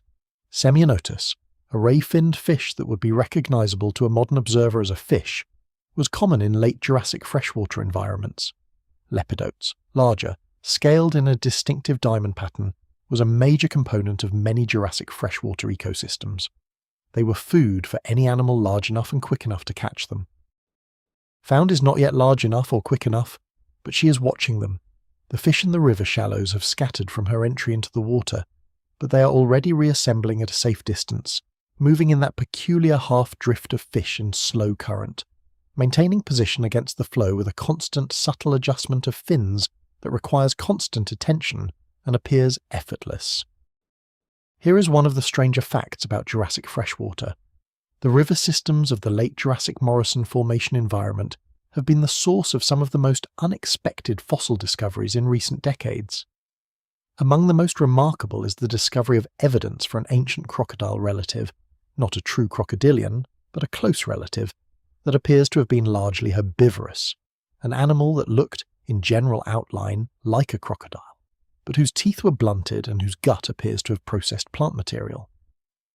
The Jurassic was, in some respects, a world of ecological experiments, in which body plans that would later stabilize into specific functions were still being tested in multiple contexts. The mother has waded into Fine's position and is standing beside her hatchling in the shallows. The water is around the mother's knees, she's in no particular difficulty, and her presence here seems partly purposeful and partly simply present. She may be drinking. She lowers her head to the water's surface and drinks with long, slow pulls. Found watches her mother's drinking and then, with the straightforward logic of a young animal that learns primarily by observation, lowers her own head and drinks. The water is cold and it tastes of the river, mineral and organic and alive. It is the first water Found has ever drunk that did not come from inside the egg. It is the first water she has ever sought. She drinks with the small, quick head-lifting motion of a bird, tilting back so gravity carries the water down. Then she lifts her head and looks at the river's far bank, which is distant enough to be slightly blurred by the lowering light. The evening has arrived while you are not quite watching. The sky over the river is a deep, clear blue overhead, and a rich orange gold along the western horizon where the sun is finishing its descent. The reflection of the sky in the river is the sky upside down, orange at the edges, blue in the middle, rippled by the current into long shifting stripes. Insects are beginning their evening performance, rising in small clouds over the shallows where the water is warmest. A large dragonfly, and the Jurassic had dragonflies, essentially modern in their design, fully the equal of their enormous Carboniferous ancestors in functional terms if not in absolute size, hangs motionless for a moment above Found's head, and then is gone, its speed a thing you felt rather than saw. The hatchlings are gathered at the water's edge now, all 4 of them, doing various versions of the things that young animals do at the edge of water for the first time, investigating, tasting, stepping in and stepping back, watching the things that move in the shallows. The mother stands among them, tall and patient and watchful. You stand a little way back on the sandy margin, in the warmth of the evening that is still radiating up from the sand. The river sounds are layered, the underlying current, the insect chorus, the occasional sound of something moving in the deeper water downstream, something larger than the fish in the shallows but unhurried in its movement. Let the river sounds carry you. Water in motion has always been a sound that invites the body to let go of what it is holding. There is something in the rhythm of a current that is similar to the rhythm of breath. Not identical, not regular, but present and continuous and easy to follow without trying. The river margin was, in many Jurassic ecosystems, among the most biologically productive zones in the landscape. This is not surprising. River margins are productive in modern ecosystems for the same reasons they were in the Jurassic. The interface between land and water creates a transitional zone with access to resources from both environments. The periodic flooding of river margins deposits nutrient-rich sediment that supports dense vegetation, and the availability of water in a landscape that might be seasonally dry elsewhere makes the margin a reliable resource hub that animals visit repeatedly from considerable distances. Here is a fact about the Jurassic fish fauna that provides a moment of genuine connection across time. Some of the fish groups present in Jurassic freshwater environments had already been present on Earth for so long by that point that they were ancient even in the Jurassic. The lobe-finned fish, for example, the group that eventually gave rise to the first land vertebrates, and therefore to all tetrapods including you, had been on Earth since the Devonian, more than 150 million years before the Jurassic began.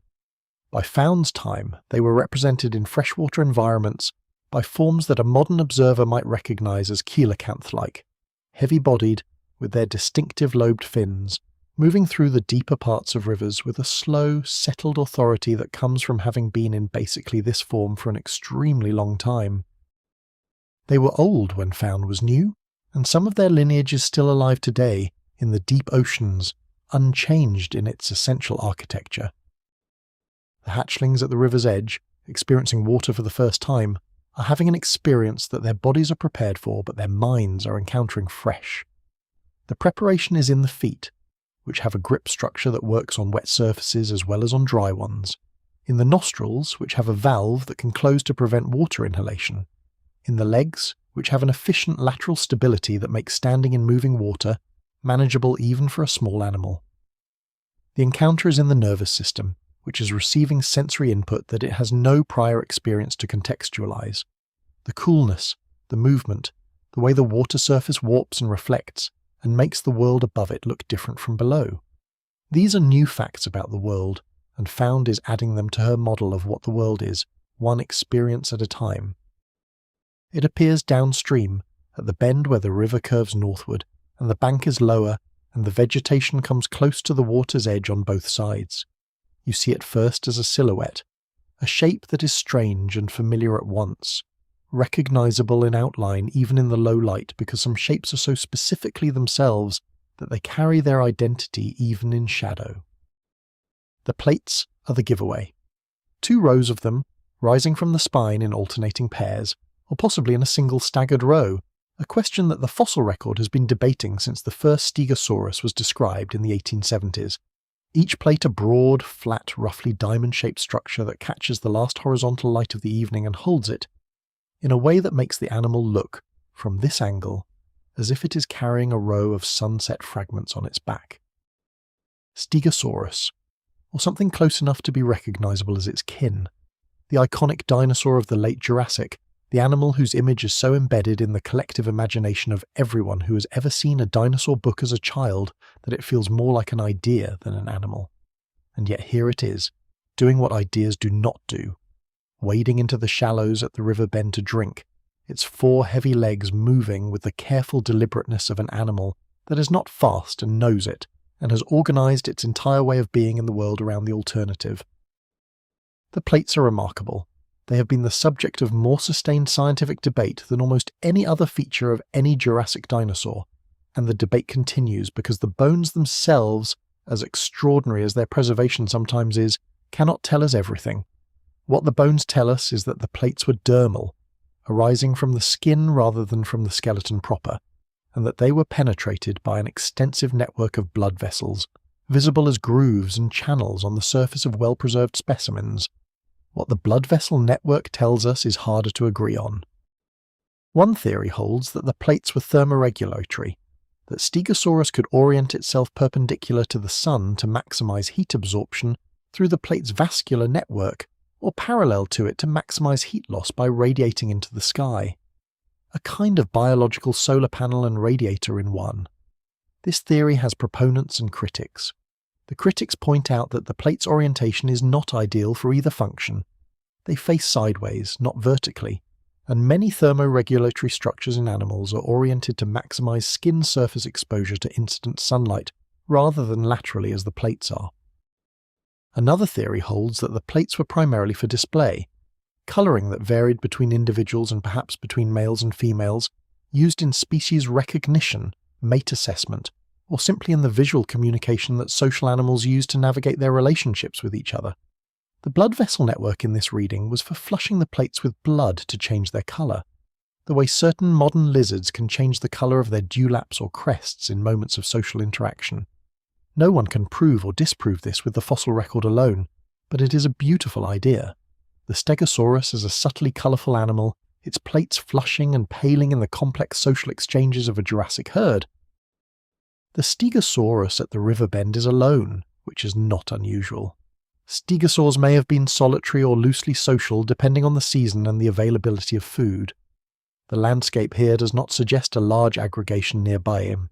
There are no tracks in the riverbank mud beyond this individual's, no sign of the disturbed vegetation that a large group of browsing animals would leave. Just this one animal, large and unhurried, drinking from the river in the last light of the day. Found has seen it. Of course she has. Found misses very little. She's at the water's edge in the shallows and she has gone absolutely still. The predator's stillness, the maximum attention, and she's watching the Stegosaurus the way she watched the sauropods on the 3rd day, with focused intensity but without alarm, and without any of the behaviours that would indicate she views it as prey, which she does not. The Stegosaurus is 30 or 40 times her body mass. It is armoured. Its tail ends in 4 large spikes. The Thagomizer, as it is known in the popular vernacular, a name that originated as a joke in a comic strip and was subsequently adopted by paleontologists as a convenient informal term for the tail weapon of Stegosaurus, the only time in the history of science that a Mesozoic anatomy has been named after a cartoonist's invention. Those tail spikes were functional weapons. Fossilized Stegosaurus tail spikes have been found with healed injuries, fractures and abrasions that would require the kind of force produced by a significant impact against bone, and fossilized Allosaurus vertebrae have been found with holes in them that match the dimensions and spacing of Stegosaurus tail spikes precisely. The interaction between these two animals was, at least sometimes, direct and physical, and the Stegosaurus was capable of defending itself. It was not passive prey.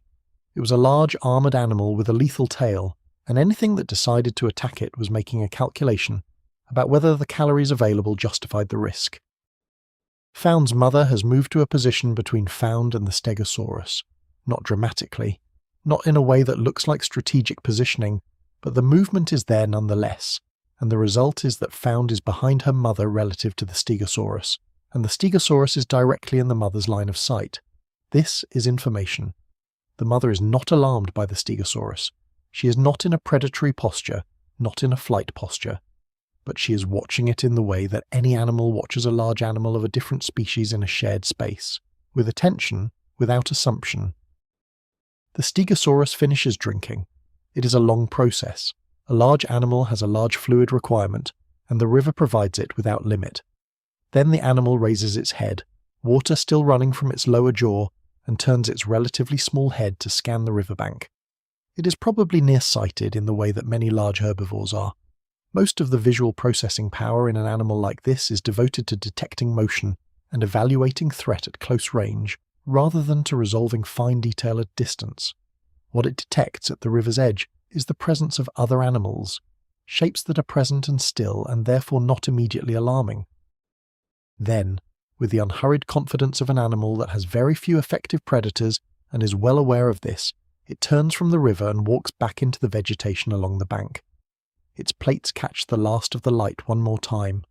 A brief, warm flare of reflected gold, and then the vegetation closes behind it, and it is simply sound again. The sound of large, slow movement through dense ferns. Then that too fades. The river continues. The evening deepens. The insects are fully engaged now in the complex business of a Jurassic dusk, their sounds layered and continuous over the water. Found has relaxed from her watching stillness, and is investigating the mud at the water's edge with her snout, which is how she investigates most things. Her olfactory sense her most trusted instrument. Here is a microfact that tends to produce a smile when people encounter it. The Stegosaurus has a brain roughly the size of a walnut. This is not quite as simple as it sounds. Brain size relative to body size is a more meaningful measure than absolute size, and many large-bodied animals have smaller brains in absolute terms without being less cognitively capable per unit brain than their smaller relatives.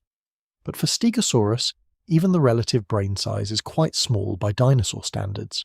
It was not a cognitively complex animal. It found food, it avoided danger, it went to the river in the evening, and it did these things with the efficient low-overhead competence of an animal that has been doing them in various ancestor forms for tens of millions of years.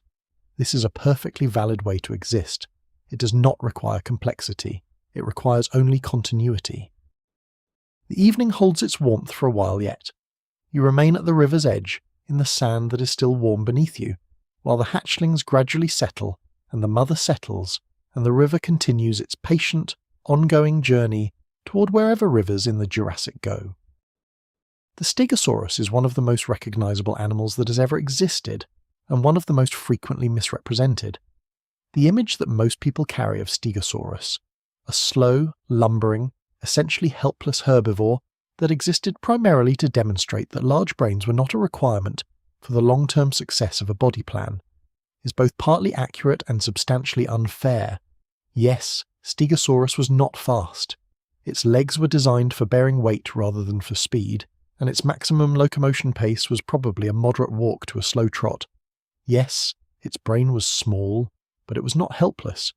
It was an armoured, well-defended animal with a lethal tail weapon and a body mass in the range of several thousand kilograms, and the combination of these features made it a very unattractive target for most predators under most circumstances.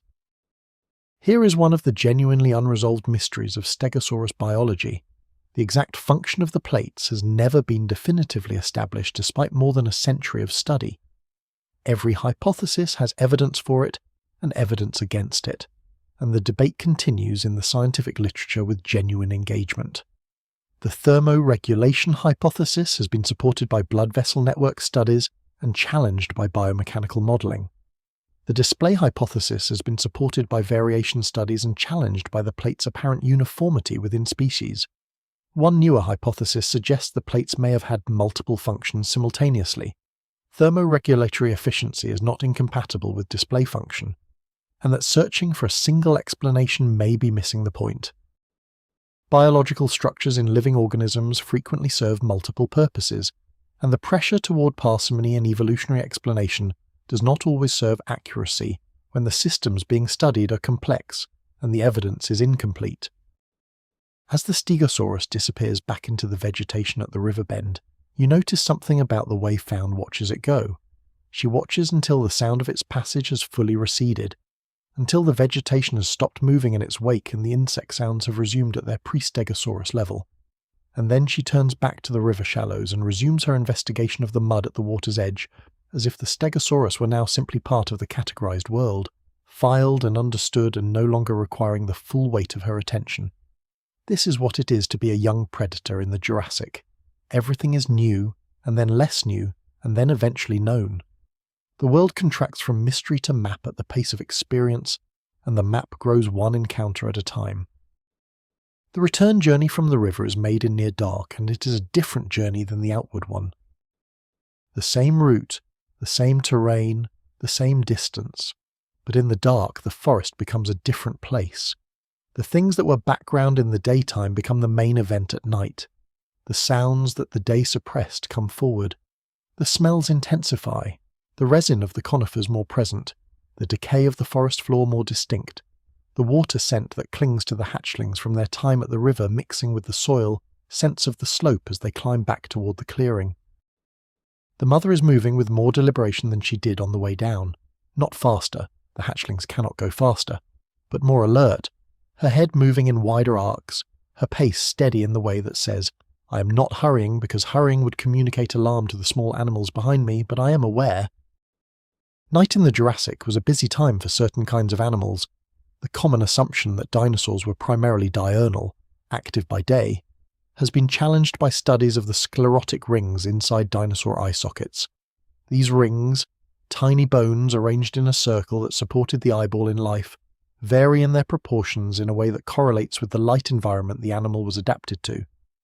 Large scleral rings with a large pupil aperture tend to be associated with nocturnal or crepuscular activity. Small rings with a tight aperture tend to be associated with diurnal activity. When researchers measured the scleral rings of many different dinosaur species, they found something interesting. Many of the medium-sized and small theropods had eye proportions consistent with activity in low-light conditions. Night hunters, or at minimum twilight hunters, moving through the darkness with senses adapted to it. This is a fact that changes the imagined landscape of the Jurassic. If you'd been standing at the edge of a forest in the late Jurassic and watching as the light failed, you would not have been entering a world of stillness and waiting. You would have been entering a world that was transitioning from one set of active animals to another, the day creatures settling into rest while the dusk and darkness creatures came forward to take their place. The mother knows this. It is encoded in every behaviour she's demonstrating on this return journey. The wider scanning arc of her head, the lower posture that increases her sensitivity to ground vibration, the pace that is exactly controlled. Not rushed, not slow, but calibrated to maintain group cohesion while covering ground. She is navigating a world that is more complex than the daytime clearing, and she is doing it with the competence of an animal that has been navigating it her whole life. Found is behind her mother's left leg, which is now simply where found goes when the world is unfamiliar, or the mother's behaviour indicates alertness. It is a position that offers shelter and proximity to the largest, most protective thing in Found's world. She's not cowering there. She's moving steadily, keeping pace, but she's close. Here is one of the more remarkable recent discoveries in the field of dinosaur vision.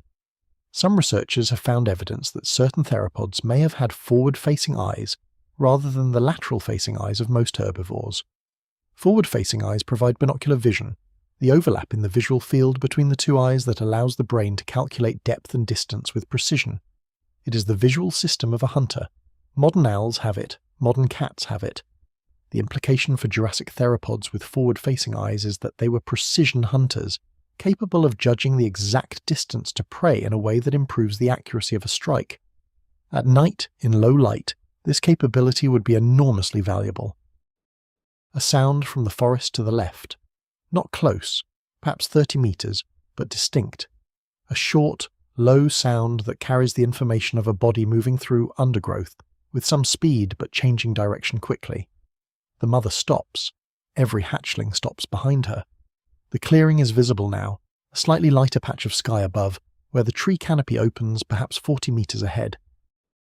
Another sound, slightly closer, but the direction has changed. It is now more behind and to the left rather than directly left.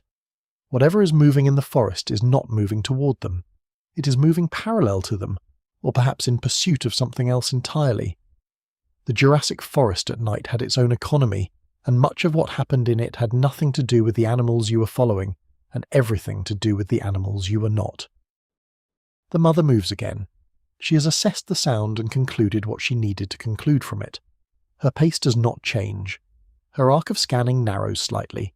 The sound is receding now, moving away through the forest, and then widens again as the clearing comes close. They emerge into the clearing's open air, and the mother stops again and stands there for a moment. letting the hatchlings gather around her feet, doing a full arc of scanning in the clearing's relative openness.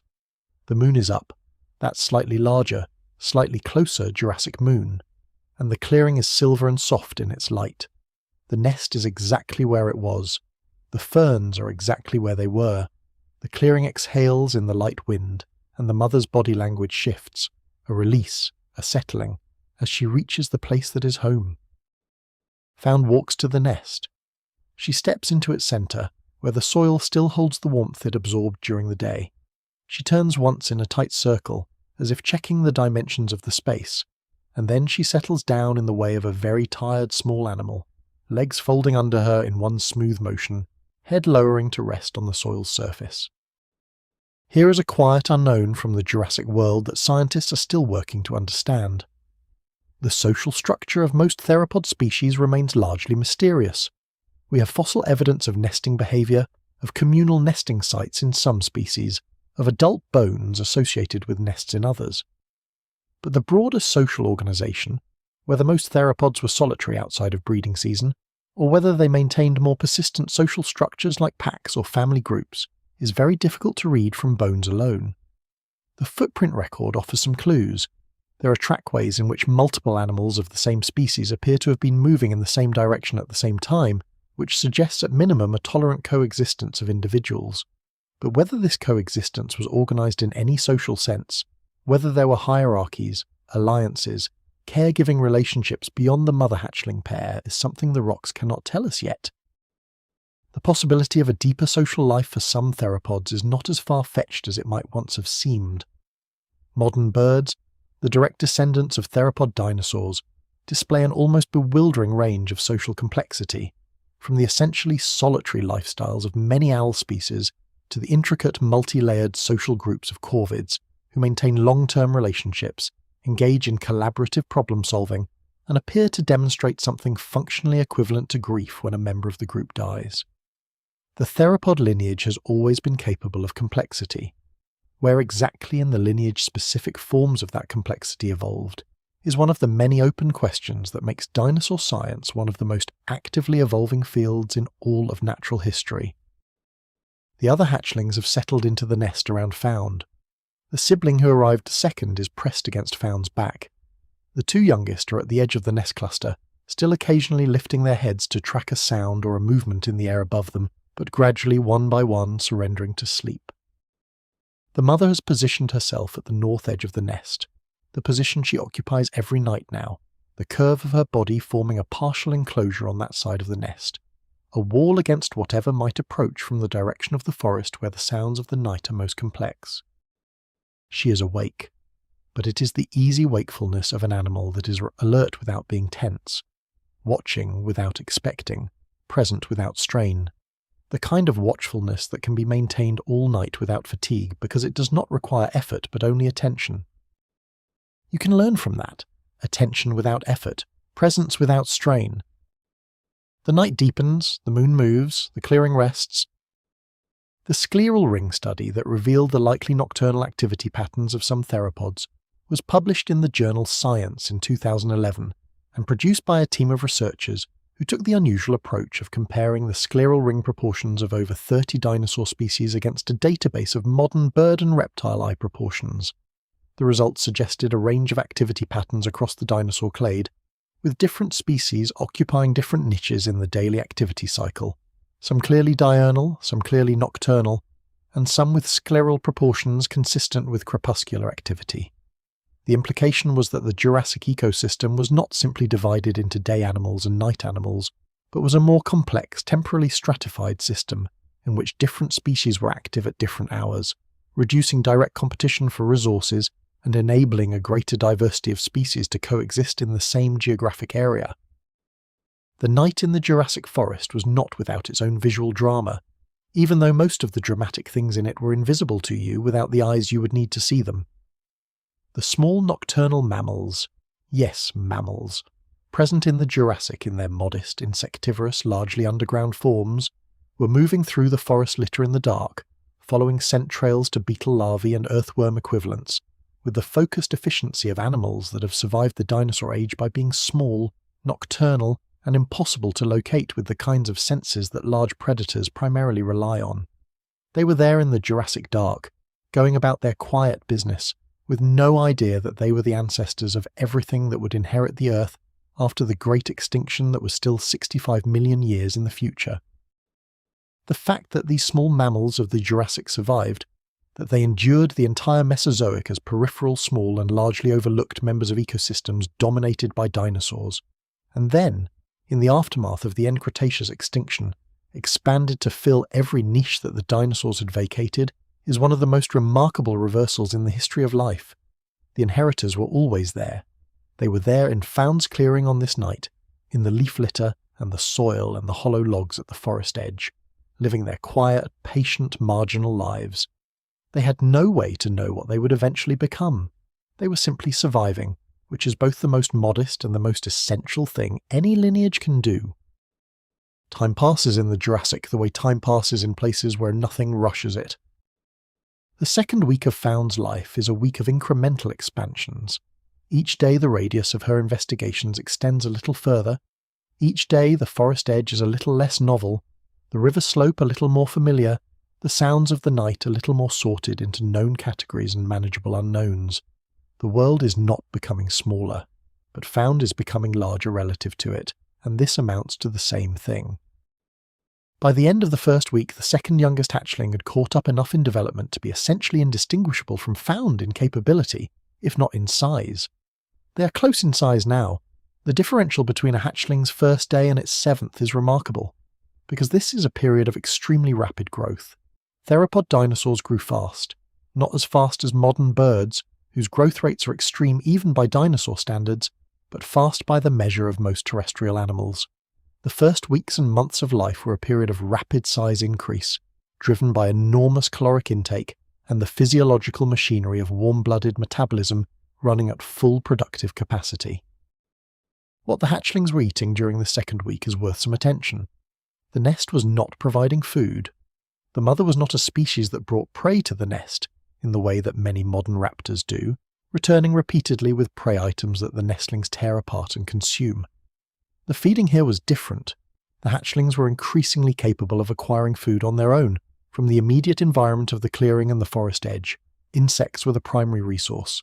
The Jurassic clearing was rich with them. The litter of decaying plant material was a complex ecosystem in itself, home to vast populations of arthropods at various stages of their life cycles. Found had become, by the end of the first week, an efficient small hunter of the clearing's insect fauna. She had learned, by trial and considerable error, that the key variables in catching an arthropod were patience and position. You did not pursue an insect by running after it. You positioned yourself in a place where an insect was likely to move, and you waited with the specific quality of stillness that did not announce itself as a threat. And when the insect came within the zone of certainty, you moved fast and you moved only once. The birds in your own world learned this from theropod dinosaurs. The technique is ancient. The mother's role in the second week had shifted subtly. She was still present. She was still the wall against the night. But her active engagement with the hatchlings had become less continuous, more a matter of availability than constant supervision. She was hunting again, ranging farther from the clearing during the hours when the hatchlings were settled and active in the familiar environment, returning before full dark, her arrival always noticed and always producing the same cascade of responses in the hatchlings. A brief, intense alertness that resolved immediately into the settled ease of recognition. One evening she returned with something, not something brought specifically for the hatchlings, the behaviour was more ambiguous than that, but the remains of a prey item that she had fed from elsewhere and carried back, the way certain hunting animals carry food toward the places where they are most comfortable. Found investigated it thoroughly. The other hatchlings investigated it. Whether any of them consumed portions of it is difficult to determine from the angle of observation available to you, but the investigation was serious and extended. Here is one of the most significant paradigm shifts in the history of paleontology, and it happened surprisingly recently. The discovery that many theropod dinosaurs had feathers, not scales. Feathers. The evidence began to accumulate seriously in the 1990s and has been growing steadily ever since, primarily from extraordinarily well-preserved fossil deposits in China, where the fine-grained lake sediments that formed the rock preserved not just bone but the impressions of soft tissues, feather quills, filaments, even colour-producing structures in some specimens. The famous Archaeopteryx, discovered in Germany in the 1860s, had long been known to have feathers, but it was classified as an early bird, a transitional form. What the Chinese discoveries revealed was that feathers were not a feature that evolved with birds. They were far more widespread across the theropod family tree than anyone had suspected, appearing in lineages that led to birds and in lineages that were their evolutionary cousins, non-avian theropods that were genuinely feathered without being birds. What did found look like exactly? This is one of the places where imagination must work alongside fossil evidence rather than being led entirely by it. Small theropods of the late Jurassic, based on the accumulating body of feathered theropod discoveries, were very possibly covered in a layer of fine filamentous structures, not the complex vein-bearing feathers of modern birds, but simpler predecessors that provided insulation and possibly some capacity for colour-based communication. Where the found's coat was primarily for warmth, for display, for both, or for some function we have not yet identified, is something the clearing soil will eventually know if the right conditions are met, but which we cannot know from here. Imagine her then, in the second week of her life, a small active animal the size of a large chicken, covered in fine, soft filaments that catch the morning light and give her edges a slight fuzziness, a quality of being not quite sharply defined against the background of the clearing. She moves through the ferns with a competence that grows noticeably from one day to the next.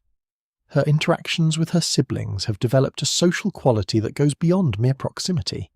There are what appear to be play behaviours, brief low-intensity interactions in which one hatchling approaches another rapidly and then retreats, or in which two of them move together in a loosely coordinated way through a stretch of the clearing.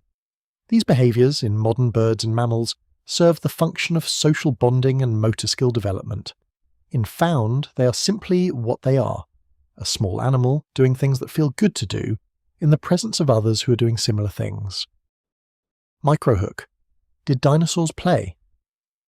The question sounds almost whimsical, but it is a genuine scientific inquiry. Play behaviour in animals has several distinguishing features. It is voluntary, it occurs in safe contexts, it has a distinctive quality of exaggeration compared to the functional behaviour it resembles, and it appears to serve a developmental purpose. Modern birds engage in behaviour that meets these criteria, so do crocodilians, to a degree that surprised researchers. If the archosaur lineage in general has some capacity for play, and if play behaviour has deep evolutionary roots in the clade that includes birds and crocodiles, then the possibility that some dinosaurs played, particularly the young of species that showed extended parental care, is not a remote one. The second week passes in this rhythm of expanding competence and deepening familiarity. The clearing becomes fully mapped in found's nervous system, every smell, every shadow pattern, every sound source localized and categorized. The forest edge becomes familiar enough to enter without the specific quality of caution that the first excursion required. The river slope becomes a regular part of the afternoon routine. And you have been here for all of it.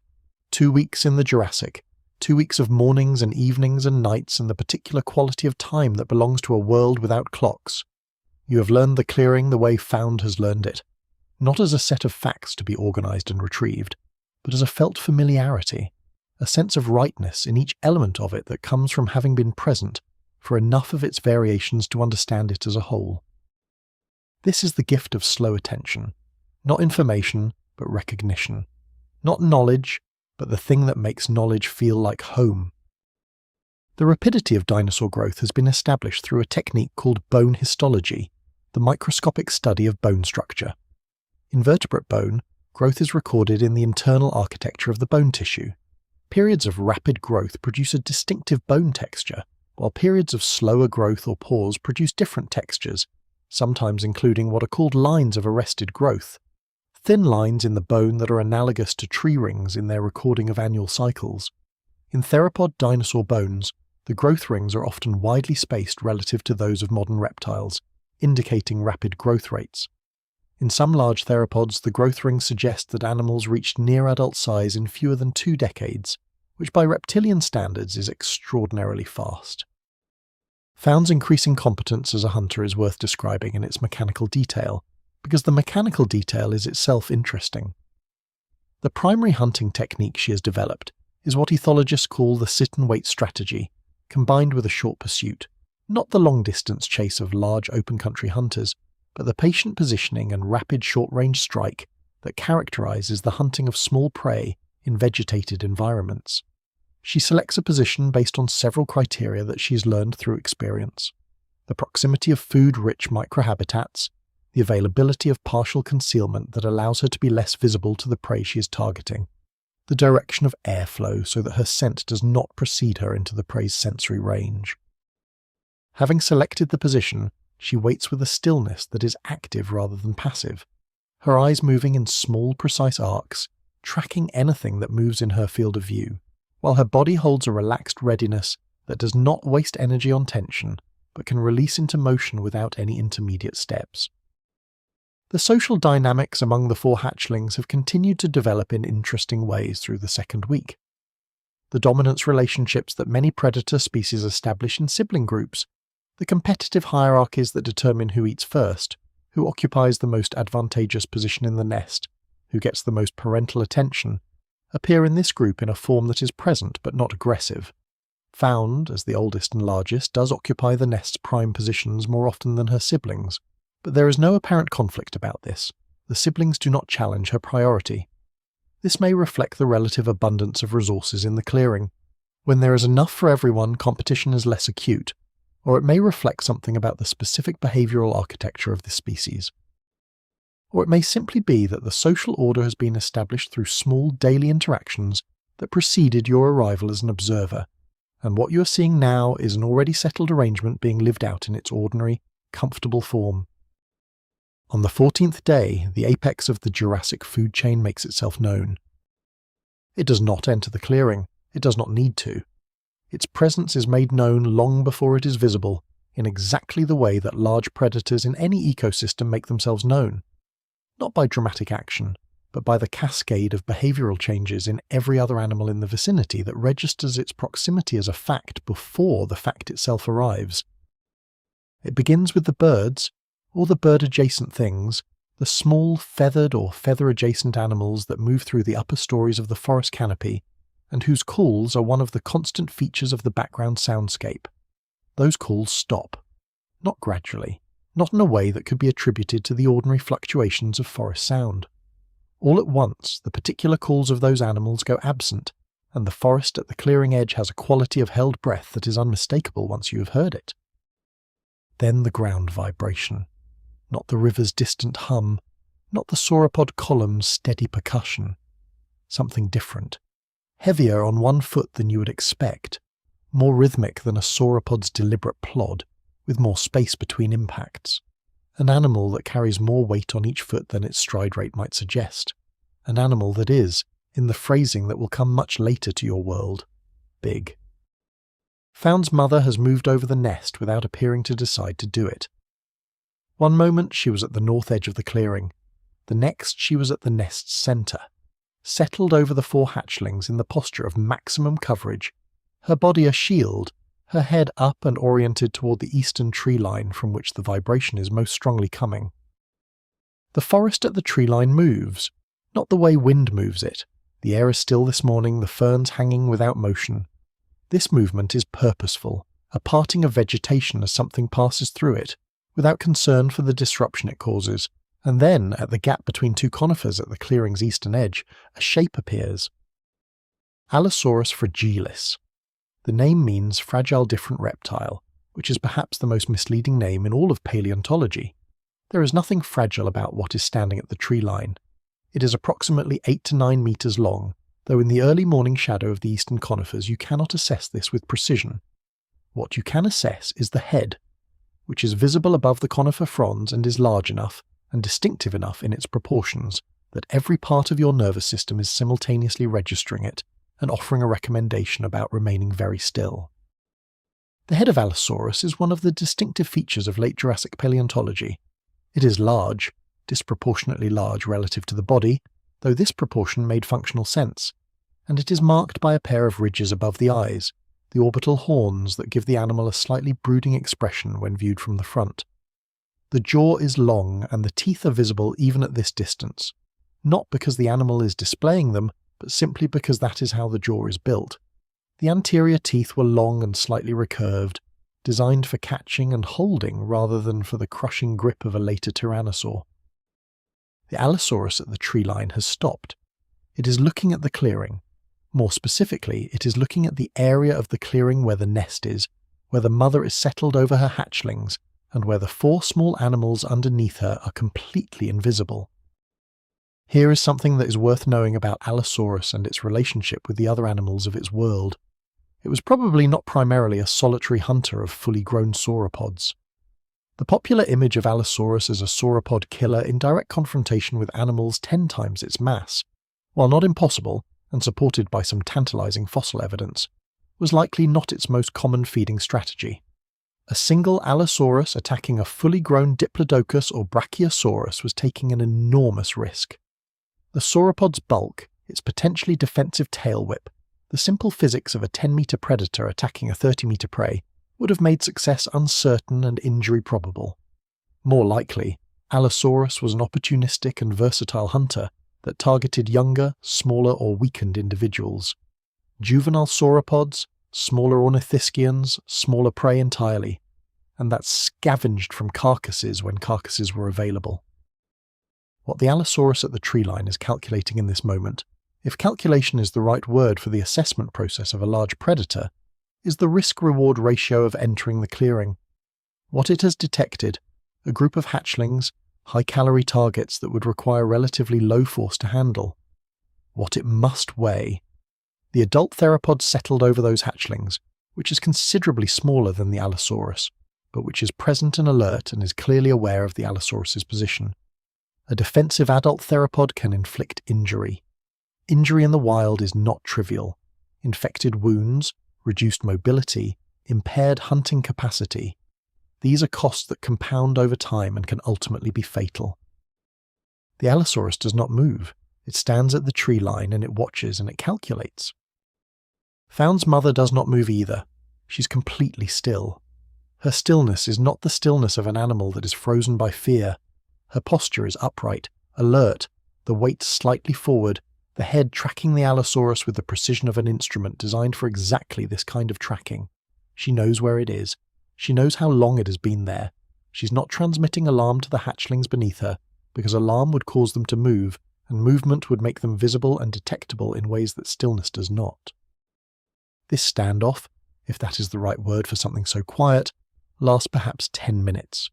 10 minutes that you spend not breathing very deeply, sitting at the edge of your own clearing at the opposite side from the predator, aware that the distance between you and the Allosaurus is comfortable, but that you would prefer more of it.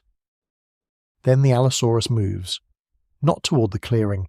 It turns, a deliberate, unhurried pivot, and disappears back into the forest the way it came. The forest receives it without drama. The ferns bend. The conifers shift slightly. The sound of its passage moves north and then northeast and then is gone, absorbed by distance and the density of the forest. The clearing exhales. You can feel it. The air actually changes quality, as if something that was compressed in the vicinity of the nest is released. The forest birds begin to call again. 1, then 2, then several. The insect sounds return. The fern at the clearing edge, which you noticed had stopped moving in any of its leaves, resumes its gentle response to the morning air. Found's mother does not uncover the hatchlings for another 5 minutes. She waits until the ground vibration from the departing predator has fully receded, until the forest sounds have fully normalized, until every available signal says, gone. Then, with the same deliberate calm that has characterized all of her parenting, she rises from the covering posture and takes 2 steps away from the nest. Found emerges from underneath her. She's alert, thoroughly, completely alert in the way of an animal that picked up the information in its mother's body, even through the covering, that knew something was there without seeing it, that has filed the information of this morning's event in whatever part of the nervous system handles the things that need to be taken seriously. She stands in the cleared space of the morning, in the sunlight that has arrived fully now, and she looks at the eastern tree line. Nothing there, just the conifers and the morning light. She looks back at the nest. Her siblings are emerging one by one. and the day continues, as days do, as days always do, forward, forward, into the warm and ordinary light. The orbital horns of Allosaurus are one of the features that have been most carefully studied in the context of understanding what functions they served. The leading hypotheses include display. The horns may have varied in their development between individuals and perhaps between sexes, serving as visual signals in social interactions within the species. They may also have played a role in intraspecific combat, protecting the eyes during head-to-head encounters between rivals. Or they may have been primarily for heat dissipation, providing a surface for radiating excess body heat in the way that some modern, large-eared mammals use their ears for thermoregulation. The blood vessel channels that have been identified on the surfaces of some Allosaurus horn specimens suggest active vascularization, which is consistent with any of these functions. Here is a fact about large predator populations in any ecosystem that is relevant to the standoff in the clearing. Large predators are always rare. They have to be. The energy pyramid of any ecosystem means that the biomass available at each trophic level decreases dramatically as you move from primary producers to primary consumers to secondary consumers. A landscape that supports 100 herbivores can support perhaps 10 predators. A landscape that supports 10 predators of a given size can support perhaps one larger predator. In a Jurassic landscape the size of the Morrison Formation's depositional basin, the population of large theropods like Allosaurus was probably in the hundreds at any given time, spread across an enormous area. Any individual Allosaurus encountered other individuals of its species rarely enough that each encounter was significant. The social life of the large predator was conducted at low density and high consequence. The mother's choice not to flee during the Allosaurus encounter is worth thinking about in the framework of optimal behavior under uncertainty. She could have gathered the hatchlings and run. Running is an option. But running announces the presence of the hatchlings, the movement, the sounds, the visual stimulus of a fleeing group, and it removes the mother's ability to position herself defensively. It also places the hatchlings in open ground rather than the relatively protected centre of the clearing, where their smallness and low movement make them hard to locate. Staying still, covering the hatchlings, presenting herself as the primary visible animal in the clearing, this was the choice that minimised the chance of the hatchlings being detected, and maximised the chance that the Allosaurus would assess the situation as unprofitable and move on, which it did. The mother's stillness won the standoff not by confronting the larger predator, but by declining to give it what it needed to make a decision in favour of attack. Somewhere in the third week of Found's life, you find yourself thinking about what will remain. Not in a morbid way, not in the way of thinking about endings, more in the way of thinking about evidence, about what persists and what does not, about the extraordinary accident of preservation that allows you to know, sitting in your room 150 million years later, that any of this happened at all. Most of the Jurassic will leave no trace. The insects that click and rasp in the clearing's undergrowth will vanish without record. The plant material that falls and decays and feeds the soil will dissolve back into the chemistry of the earth.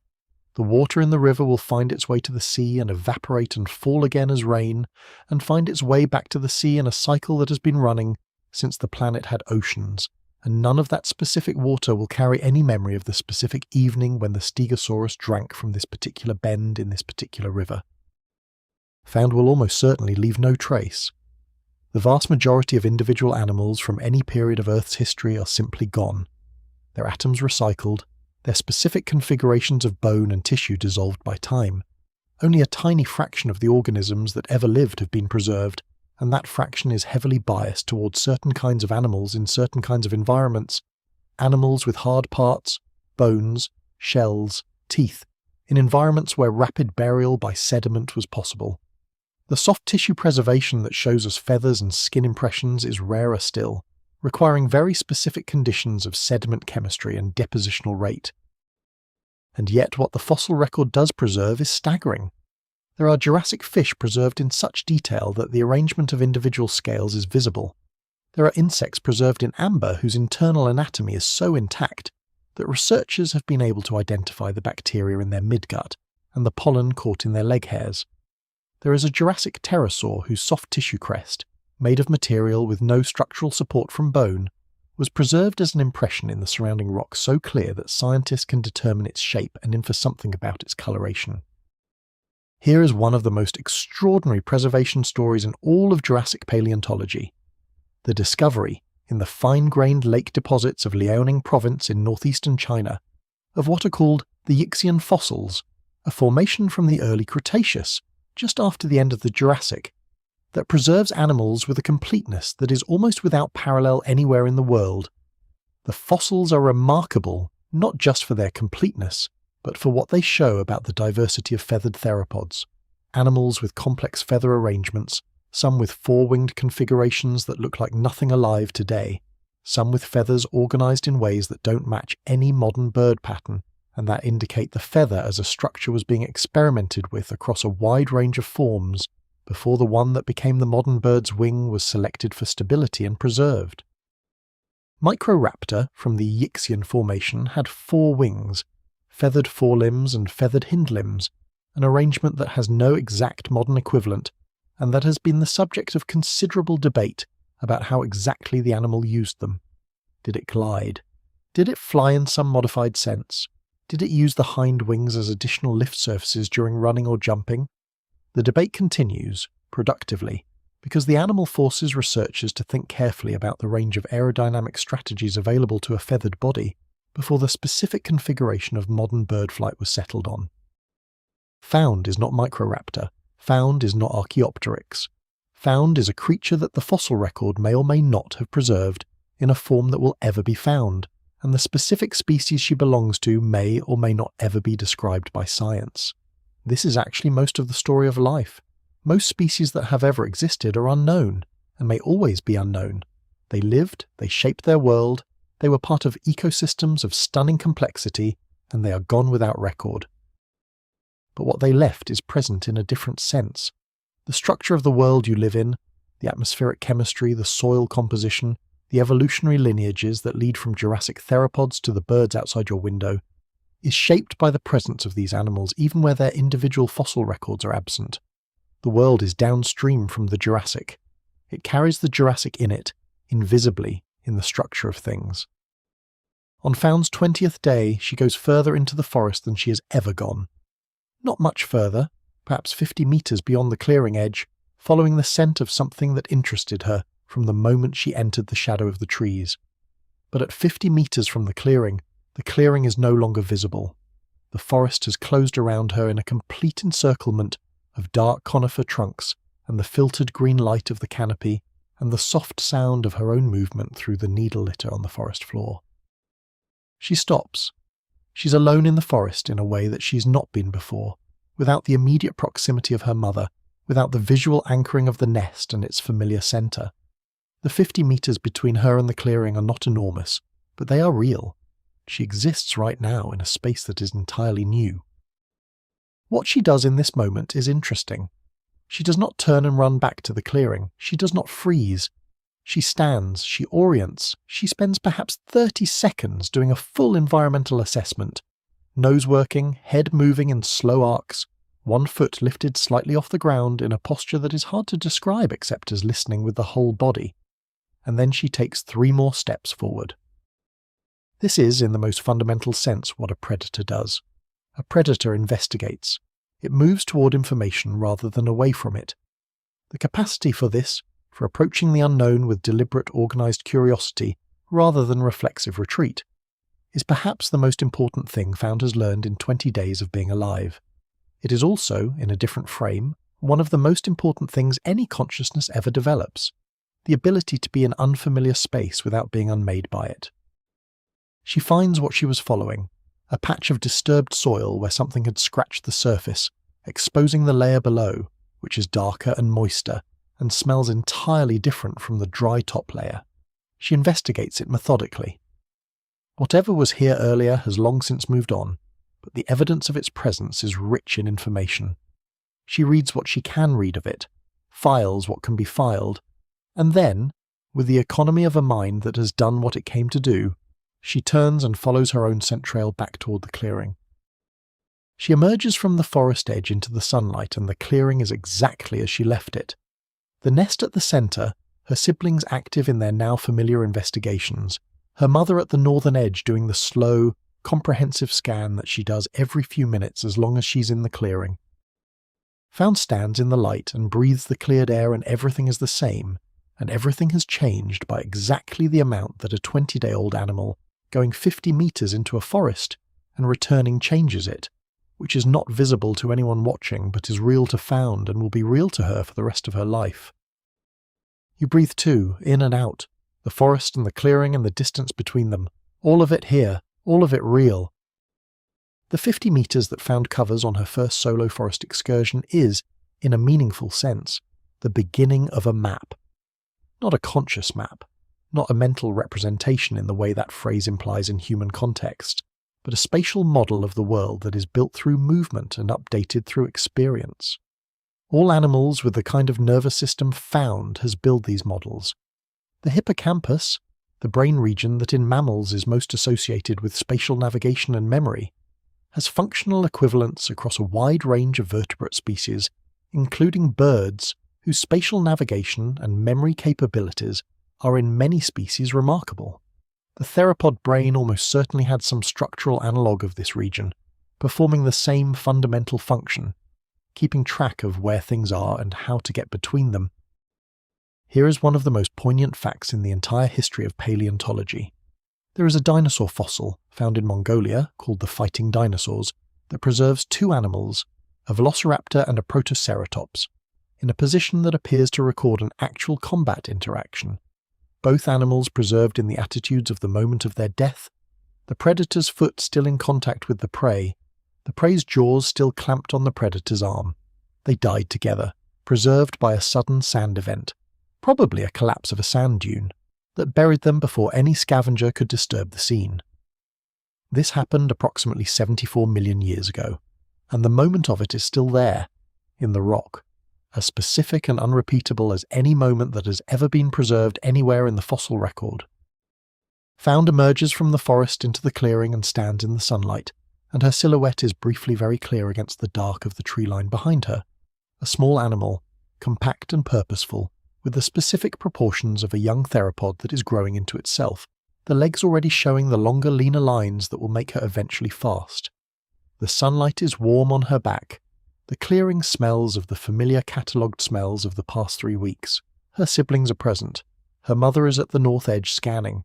Everything is as it was. Everything has changed by the precise amount that a first solo excursion into the unknown and a return changes everything, which is the amount that matters to the animal that took the journey, and to no one else, and to nothing in the rock record, and to exactly the quality of this moment as you witness it. There comes a morning, in the 4th week of Found's life, when you notice that the 4 hatchlings are no longer always in the same part of the clearing at the same time. It is a gradual thing. In the first days they were essentially inseparable, 4 small bodies whose default position was as close together as possible, drawing warmth and behavioural information from each other's proximity.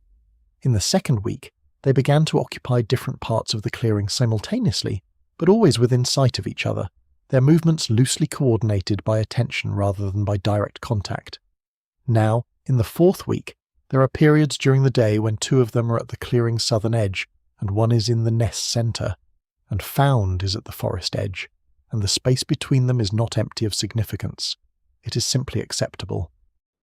Individuality, in its most basic form, is the increase of distance between organisms that once were proximate, not separation. Found still returns to the nest, still sleeps pressed against her siblings each night, still responds to the alarm calls of any of the others with immediate focused attention. But there are now gaps, and in the gaps, each animal is doing something slightly different from what the others are doing, and the slightly different things are determined by slightly different temperamental orientations that are themselves gradually becoming visible as distinct personalities. Found is the explorer. This has been true from the first excursion into the forest, and it continues to be true in the 4th week in ways that are increasingly definite. She's the first to any new stimulus. She covers more of the clearing's perimeter in an average day than any of her siblings. When a new object appears in the clearing, a large piece of bark that fell from one of the conifers during a night wind, a pool left by yesterday's rain that had not been there the day before, Found is at it first, and her investigation is the most thorough. The 2nd hatchling, the one that arrived 50 hours after Found, whose development has most closely tracked Found's, is a different kind of animal. It is not incurious, but its curiosity has a different quality. Where Found investigates alone, the second hatchling tends to investigate in parallel with others, waiting to see what Found makes of something before committing to its own investigation. Not passive. Its engagement, when it comes, is as thorough as Found's, but its risk tolerance is lower and its social attentiveness is higher. It watches the mother more often. It is the first to respond to the mother's alarm postures. Here is a fact about animal personality that took a long time to be accepted in mainstream scientific discourse, but is now well established.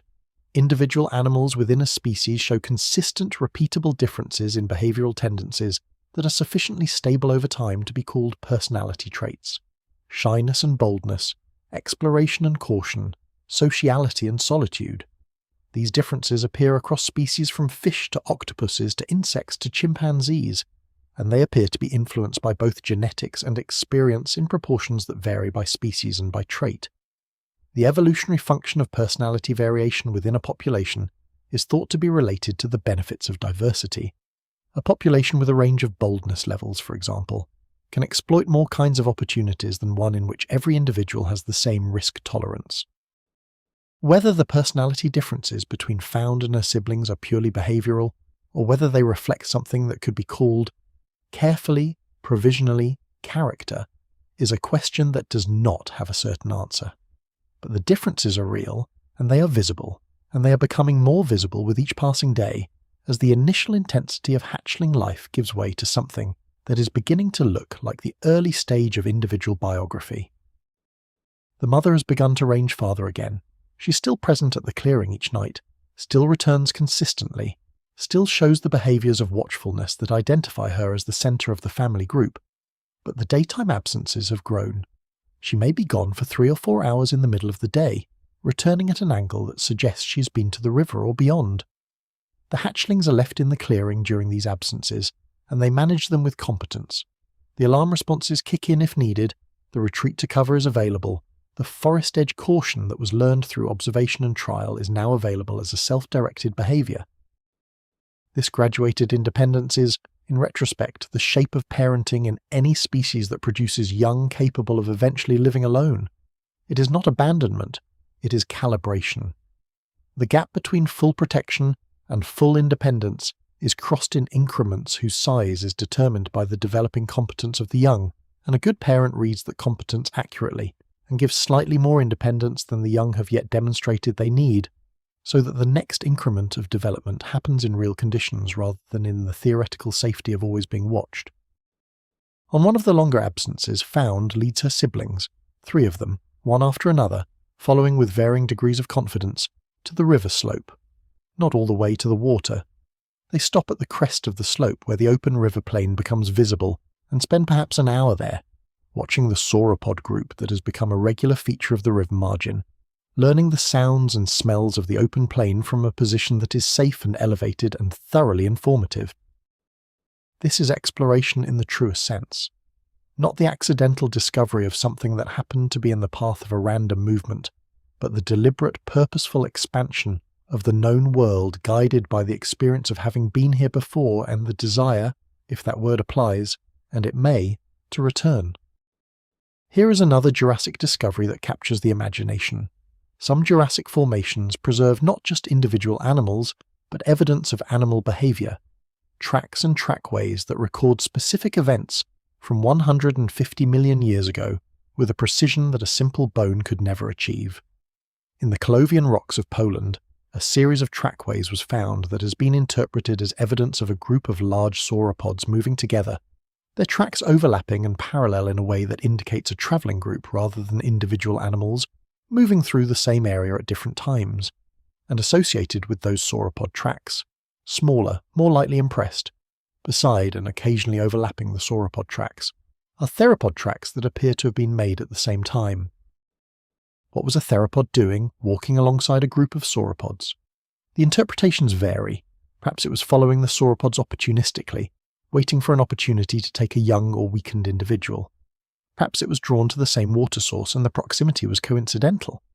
Perhaps the relationship was more complex than either of those options suggests. The tracks record the fact of the proximity but not the meaning of it, and the meaning may never be fully recoverable. but the tracks exist. 150 million years ago, a theropod walked beside a sauropod in Poland, and the ground was soft enough, and the right sediment conditions prevailed, and the deposit was deep enough to avoid erosion, and the people who built the road cut that exposed it stopped to look rather than drive on past, and we know about it. A single morning in the Jurassic preserved. Found will have her own mornings, dozens of them, hundreds, as she grows from a hatchling into a juvenile and from a juvenile into a subadult, and from a subadult into whatever she eventually becomes. Each morning a single impression in the record of what was, most of them lost, some of them, who knows, perhaps still waiting, somewhere in a cliff face or a river cut, in rock that has not yet been reached by the right hands or the right eyes. The 4th week of her life continues in its ordinary, extraordinary way. The clearing is warm and known and full of the small, persistent business of young animals getting bigger. The mother comes and goes, the sauropods move along the river, the insects are constant. The forest at the clearing edge is mapped and mapped again in the steady accumulation of a life learning its own landscape. You've been here long enough that the Jurassic feels, in some quiet way, like a place you know.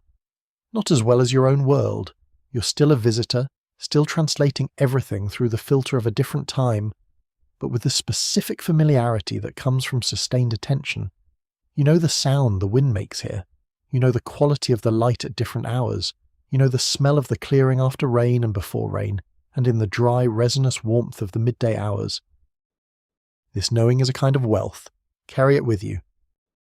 The concept of home range, the area that an individual animal uses regularly during its life, is one of the fundamental organizing concepts of wildlife ecology. It appears across species as diverse as nesting sea turtles, which navigate thousands of miles of open ocean to return to the exact beach where they were born, to the humble garden spider that occupies a territory of a few square meters for its entire adult life. The home range is not the same as territory. It is not necessarily defended, but it is the portion of the world that the animal knows in the specific navigable way that knowing by use produces. Found's home range right now is roughly the area of the clearing and its immediate surroundings.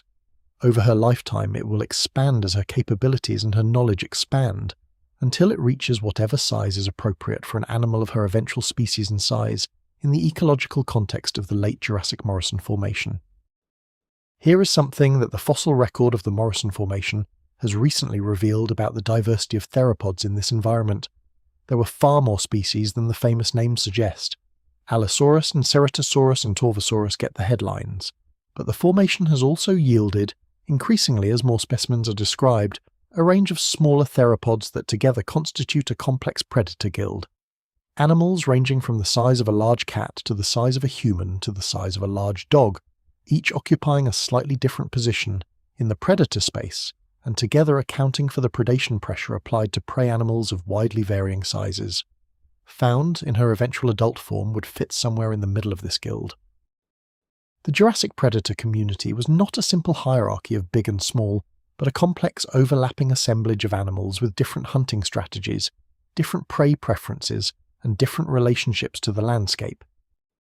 The individuality that has emerged among the 4 hatchlings, Found the explorer, the second hatchling the social observer, the third hatchling the most cautious, the 4th the most variable, will continue to develop as they grow.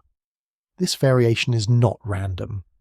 Research on animal personality has shown that individual behavioral differences tend to be heritable to a degree that varies by trait and by species, and that the specific combination of traits an individual shows is shaped by the interaction of its genetic endowment with its early developmental environment. The nest, the clearing, the specific pattern of the past 4 weeks has shaped these 4 animals differently, even though they began in essentially the same conditions. Each experience accumulated slightly differently. Each moment of investigation or retreat or social interaction has added a slightly different layer to the behavioral architecture. They are becoming themselves. It is the most ordinary and the most remarkable thing. Let's slow down even further. Not the story, which is already slow, slower than you're accustomed to, slower than almost anything you encounter in the waking world. Slow in the way of things that trust themselves to the pace they were born to. No. Let's slow down your attention itself. Let's bring it all the way down to the smallest things in this clearing, the ones you have been noticing peripherally but not dwelling on, because the larger things, the hatchlings, the mother, the stegosaurus, the allosaurus at the tree line, naturally claim the foreground of attention. Look at the soil. Really look at it. The soil of a Jurassic clearing was not the same as the soil of a forest floor in your world, and the differences are instructive.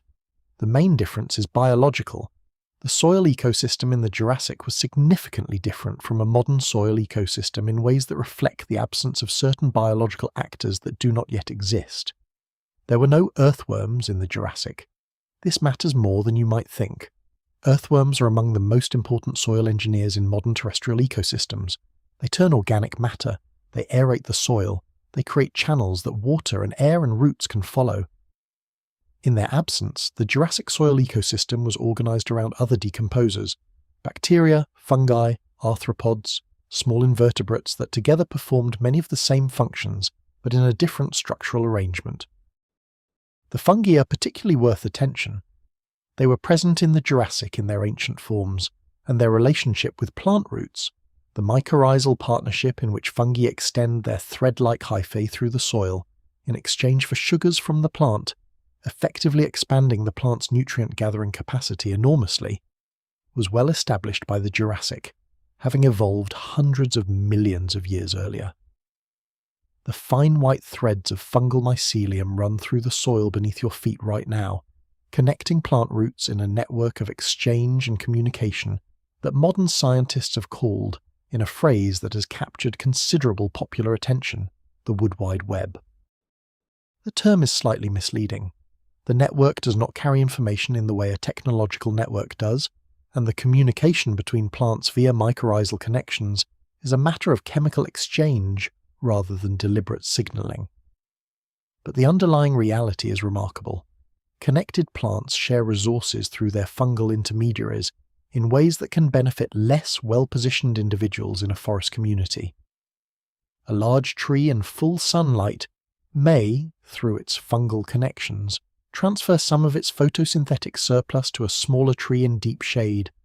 Whether this should be called cooperation is a semantic question. That it happens is not. The soil in the clearing is a world in itself, and at the scale of its smallest inhabitants, the 30 meters of open space between the nest and the forest edge is a continent. The bacteria that are decomposing the fallen conifer needles at the clearing edge are doing so through enzymatic chemistry so precise that specific bacterial lineages produce specific enzymes for specific molecular bonds, a kind of biochemical specialization so refined that it humbles any manufacturing process you know. The arthropods that move through the needle litter are at their own scale, navigating a landscape as complex and as rich in information as the one found navigates at hers. Here is one of the quietest extraordinary facts in biology. The bacteria in the soil of any square meter of terrestrial landscape are so numerous that counting them individually would take longer than the universe has been in existence.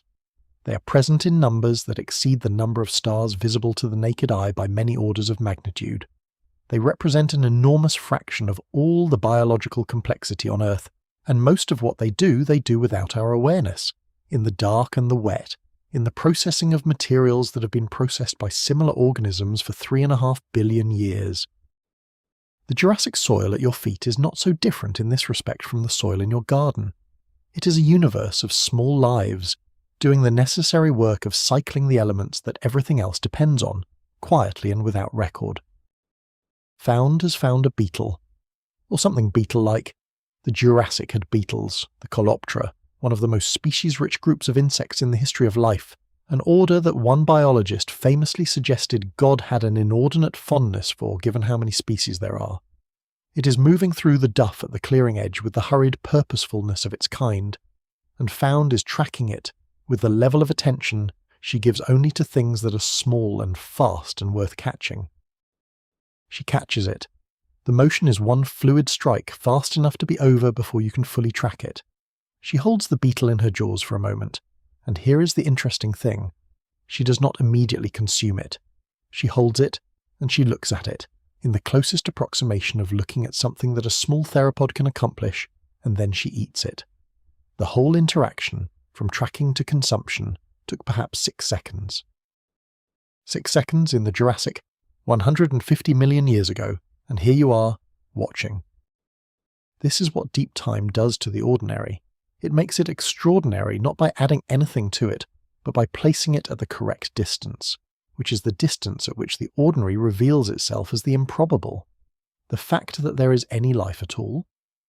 The fact that the specific sequence of events that produced complex multicellular organisms on this particular planet persisted long enough, in the face of enough mass extinctions and climate crises and asteroid impacts, to eventually produce not only found, but also everything that followed found, including everything that eventually produced you. Here is a fact about deep time that is genuinely hard to hold in the mind but worth attempting. If you compressed the entire history of Earth, 4.5 billion years, into a single calendar year, the Jurassic period would fall in mid-December. The first humans would appear in the last few hours of December 31st. All of recorded human history would occupy the last few seconds before midnight. The Jurassic, which feels ancient and remote, is in fact not even at the beginning of the story. It is late in a story that began much earlier, and we are still, from the perspective of geological time, at the very beginning of whatever comes next. What comes next in the Jurassic Found's fourth week is afternoon. The light in the clearing has reached that specific quality that comes in the third hour after midday, when the sun has moved far enough west that the clearing's eastern conifers cast their long shadows across the floor, and the floor becomes striped, warm gold where the sun still reaches, cool green-grey where the shadows fall, and the air is heavy with the accumulated warmth of the day pressing close. The hatchlings are in the nest, not sleeping. Sleeping in the middle of a warm afternoon is something that comes later, when the business of rapid growth requires more rest. But resting in a loose, quiet way that is close to sleep, their bodies low to the ground, their movements minimal.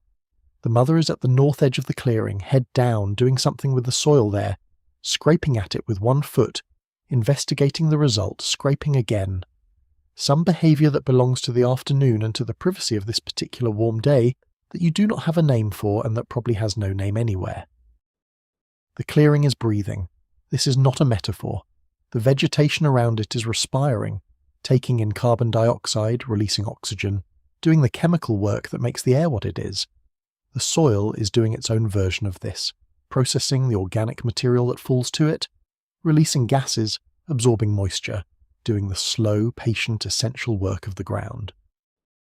You are breathing with all of it, in and out, in a rhythm that is older than any word you have for it. Rest here for as long as you need. The Jurassic is patient. The clearing will still be here when you return. The mycorrhizal networks in the soil of the clearing connect the plant community in ways that are invisible but functionally important. In the specific environmental conditions of the late Jurassic, where the dominant plants were gymnosperms with deep root systems and where water availability was seasonally variable, the ability of individual plants to access the extended nutrient-gathering capacity of fungal networks was probably a significant advantage. The conifers at the clearing edge are almost certainly connected to each other through mycorrhizal networks, though the nature of that connection and what flows through it is something that would require chemical analysis to determine precisely. The network is there, the plants are using it, the network does not know it is being used. Here is one of the most surprising discoveries in recent Jurassic paleontology. Several species of Jurassic dinosaurs have been found to have had colour vision comparable to or better than human colour vision. This conclusion comes not from the fossils themselves but from the evolutionary logic of comparing modern birds, which overwhelmingly have excellent colour vision, including sensitivity to ultraviolet wavelengths invisible to humans, with their non-avian theropod ancestors. If the clade that gave rise to modern birds had good colour vision, and if good colour vision is present throughout that clade, the implication is that it was present in the common ancestor as well.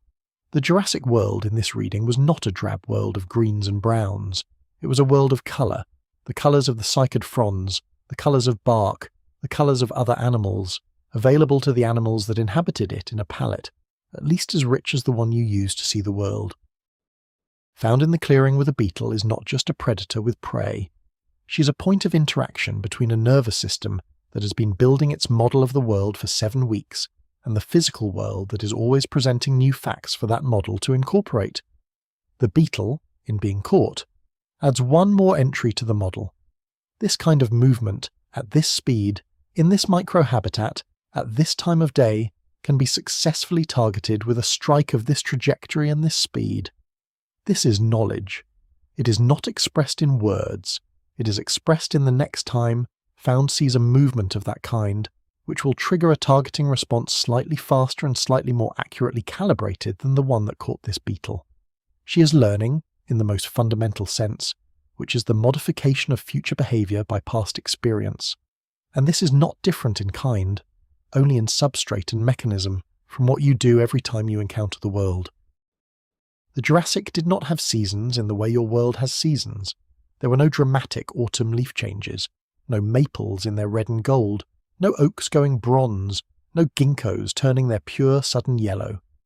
The gymnosperms of the Jurassic were mostly evergreen, and the world they covered maintained its deep green through what passed for seasonal variation in this hothouse world.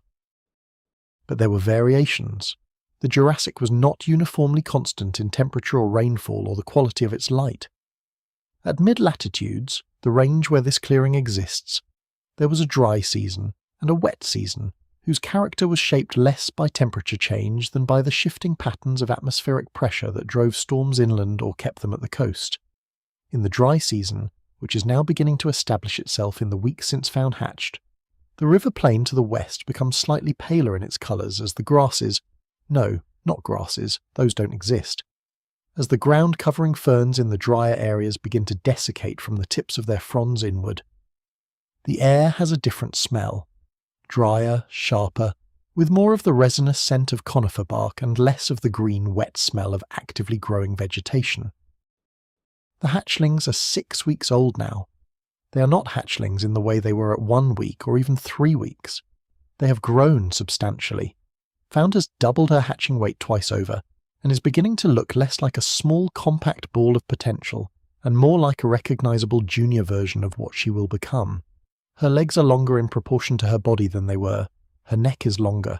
The balance point of her body has shifted slightly rearward, as her tail has grown to serve its function as a counterbalance to the head and chest. More importantly, her behaviour has grown into something recognisably predatory, in a way that was only suggested at hatching. She's not hunting adult prey. She will not be hunting adult prey for a long time. The caloric requirements of that level of hunting, and the physical capability required, are both still far in her future. But she is hunting insects and small arthropods with genuine competence now, with a methodology that has been refined through 6 weeks of trial and error into something efficient and reliable. She knows which hours of the day produce the most arthropod activity in which parts of the clearing. She knows the specific microhabitats, the gap between the 2 rocks at the fern's base, the damp area near the morning's dew pool, the underside of the fallen bark, where the densest populations of small prey reliably occur. This knowledge is specific to this clearing. It is exactly the knowledge that this clearing has to give. And this is how local knowledge begins, not with a general understanding of how ecosystems work, but with the precise, empirically acquired understanding of how this specific place works at this specific scale. Found does not know the river margin as well as she knows the clearing. She does not know the forest interior as well as she knows the forest edge. Each level of the known world is known in proportion to the time spent in it and the attention given to it. The dry season brings a visitor to the clearing, not a predator this time, not the ground vibration warning, not the silencing of birds at the tree line. Something else. You hear it before you see it. A high, thin sound from above, like wind through a narrow gap but sustained in a way that wind is not. Rhythmic. Directed. A pterosaur. It appears over the clearing from the direction of the river, moving with the effortless, tilting precision of an animal that has solved the problem of flight in a different way than birds would eventually solve it, 200 million years in the future. Its wings are membranes of skin and tissue rather than feathers, stretched between an enormously elongated fourth finger and the body, supported by internal structural elements that the fossilized impressions of pterosaur wings in rock have revealed to be complex and varied, fibers running through the membrane in a webwork that gave it structural integrity without excessive weight. The pterosaur makes 2 passes over the clearing, low enough that you can see the configuration of its head crest, a bony prominence rising from the back of the skull in a shape that varies by species and is one of the diagnostic features by which pterosaur genera are identified. This one is modest.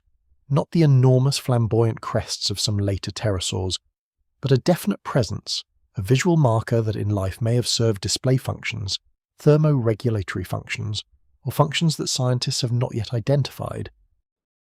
Here is a remarkable fact about pterosaur flight that most people do not know.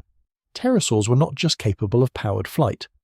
Evidence from wing structure and from the proportions of different anatomical features suggest that at least some species were extraordinarily accomplished in the air, capable of sustained long-distance flight over open water, soaring on thermal currents in the way of modern albatrosses, travelling distances that make migration in the human sense seem modest. Some pterosaur fossils have been found in geological deposits that formed far from any coastline, in the middle of what were then open ocean environments, suggesting that some species spent extended periods aloft over the sea, touching down only when necessary. The thought of a Jurassic animal spending days at a time in the air over an open ocean, sleeping perhaps in brief glides, feeding from the surface on whatever came within range, is a thought that invites you to look at your own ceiling and imagine what the sky would look like from inside an animal that is completely at home in it, that has no anxiety about the distance to the ground, that the open air to it is simply home. The pterosaur makes a third pass, lower this time, and Found tracks it with her head in a motion that is smooth and precise. The eye leading the head leading the body in a potential energy coil that is not triggered this time because the pterosaur is above the threshold of altitude that Found's instincts classify as actionable. It is there, it is tracked, it is filed, then it tilts on a wingtip and is moving toward the river and is gone. Found watches the sky where it was for a moment after it has disappeared. Then she looks at the ground.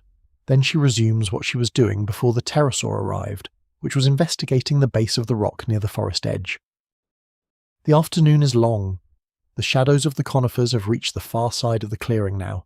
The quality of light is the afternoon quality, the deepened, angled light that makes the world look slightly more serious than it did at midday, as if the day has something to say and is choosing its words carefully. You have been here for a long time now, long enough that the distinctions that seemed important when you arrived, distinctions between what you know and what you don't, between what is familiar and what is strange, have softened considerably. The clearing is familiar. The sounds are familiar. The rhythm of the day and the rhythm of the night and the rhythm of the 4 hatchlings, who are now 6 weeks old and considerably more themselves than they were when you first saw them. All of it has a quality of the known. The Jurassic was full of known things for the animals that lived in it.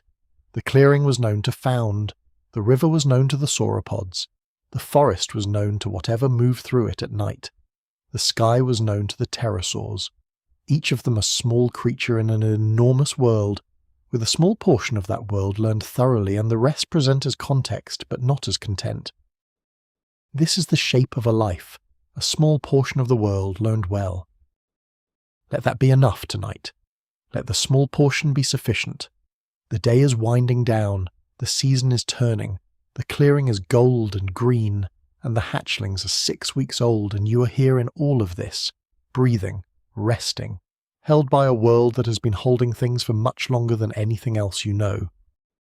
The pterosaur above the clearing is a reminder that the Jurassic sky was occupied in a way that the Jurassic ground was not. In the modern world, the sky is occupied by birds, whose aerial supremacy was won gradually over the course of the Cretaceous and early Paleogene as they diversified from their theropod ancestors and spread into every available aerial niche. In the Jurassic, that aerial niche was occupied by pterosaurs, a group so distinct from birds in their evolutionary origin and so different in the structural solution they arrived at for powered flight that comparing them is a study in convergent evolution. Both groups found the sky. They found it by entirely different routes, and for a period in the late Jurassic, both groups shared the aerial environment. Early birds like Archaeopteryx existing alongside pterosaurs of many types, each group occupying a slightly different portion of the available aerial space. Here is one of the most intriguing open questions in pterosaur research. How did they take off? This sounds like a simple mechanical question, but it turns out to be surprisingly contentious. Modern birds take off in various ways depending on their size and wing design. Some use a running takeoff, some launch from perches, some simply drop from cliffs and spread their wings. Pterosaurs had a wing structure that was very different from birds, attached along the body in a way that created different aerodynamic constraints. One hypothesis suggests that they use their strong forelimbs in a four-footed launch, pushing upward and forward with all four limbs simultaneously, which would have given them more initial height and speed than a running launch on just the hind limbs. Biomechanical modelling supports this for large pterosaurs, which could not plausibly have run fast enough on their short hind limbs to achieve takeoff speed. The dry season that is beginning to settle into the clearing has a quality of light that is different from the wet season light of Found's early weeks. Dry air scatters sunlight differently than moist air. The skies are deeper, purer blue. The shadows have sharper edges. The middle distances are clearer. You can see further across the river plain without the slight haze that atmospheric moisture creates. This is a Jurassic afternoon in the dry season, and the quality of attention that the clear air invites is itself a kind of gift. Everything is exactly what it appears to be. The distance is honest. The light gives the world its actual colours without filtration. Let's follow Found to the end of this particular story. Not to the end of her life. That story is long and will unfold over years in the Jurassic, through seasons of abundance and seasons of scarcity, through encounters with animals much larger and much more dangerous than the ones she has met in the first 6 weeks, through the slow development of the full predator capabilities that are still, right now, only suggestions in the architecture of her young body. No, let's stay in the clearing, on one particular evening of Found's 7th week, and watch one small specific thing that happens when the light is in the process of becoming something other than day. Found is at the clearing's edge. She's been there for the past few minutes, at the specific spot between the two ferns where she first stood on her 2nd or 3rd day, and looked at the river plain in the distance, following the motion of the sauropod column. She's at that spot now, but the sauropods are not there this evening, and she's not looking at the river, she's looking at the sky. The sky at this hour, the last hour before dark, has a quality that is hard to describe without reducing it. The blue has deepened to something almost purple near the zenith. Along the western horizon, the clouds that have been building since midday are catching the last of the sun's direct light, and holding it in shades of coral and amber, and at their very edges, a thin line of something nearly white. The undersides of the clouds are dark, deep grey blue.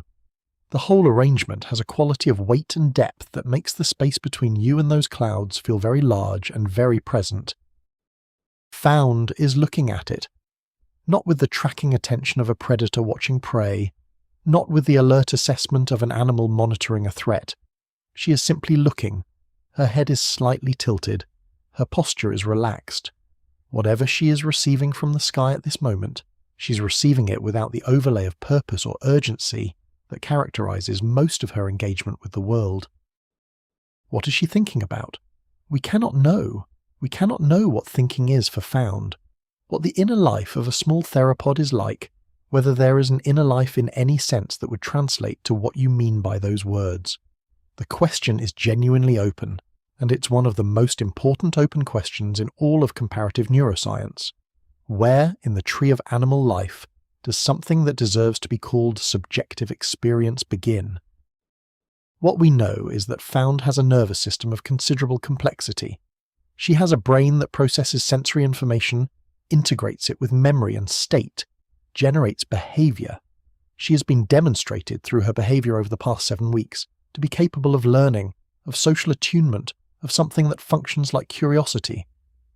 Whether any of this is accompanied by experience, by the quality of felt awareness that your waking moments have, the thing that makes you not just a processor of information but a someone for whom things happen, is not something the fossil record can tell us, and is not something the behaviour record tells us clearly either.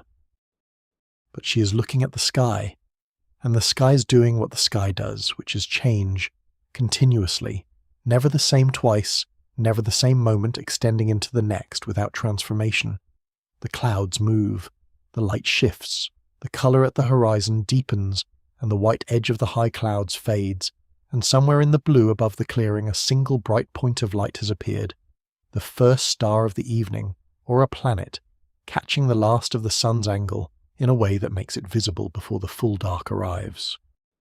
Found looks at it, the bright point. She holds her head still and looks at it for perhaps 5 seconds, and then she looks back at the horizon, and then she looks at the forest edge, and then she walks back toward the nest. Here is one of the last facts of the Jurassic that this story wants to offer you. The stars that Found can see on a clear night are not the same stars you see. Not because the stars themselves have changed. Stars live for billions of years, and the stars visible from Earth change very slowly.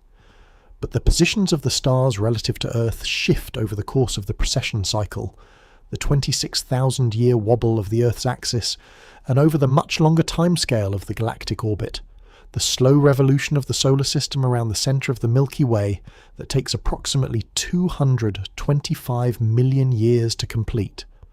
150 million years ago, the solar system was in a different position in the galaxy than it is today. The distribution of stars visible from Earth was different. The sky above, found on a clear Jurassic night, was a different sky than yours. The same stars arranged in different patterns, the familiar constellations unrecognisable. And yet the sky is the same sky, the same vast, dark, patient space, the same ancient light making its long journey to whatever eye is positioned to receive it. Found is at the nest now. Her siblings are there, 3 of them in the various attitudes of a Jurassic evening, some resting, some still moving with the diminishing energy of the day. She steps into the nest and turns and settles, and her head comes down to rest on the soil, and her eyes reflect what is left of the light for a moment. That amber eye, wide and still and perfectly present, and then they close. The mother arrives.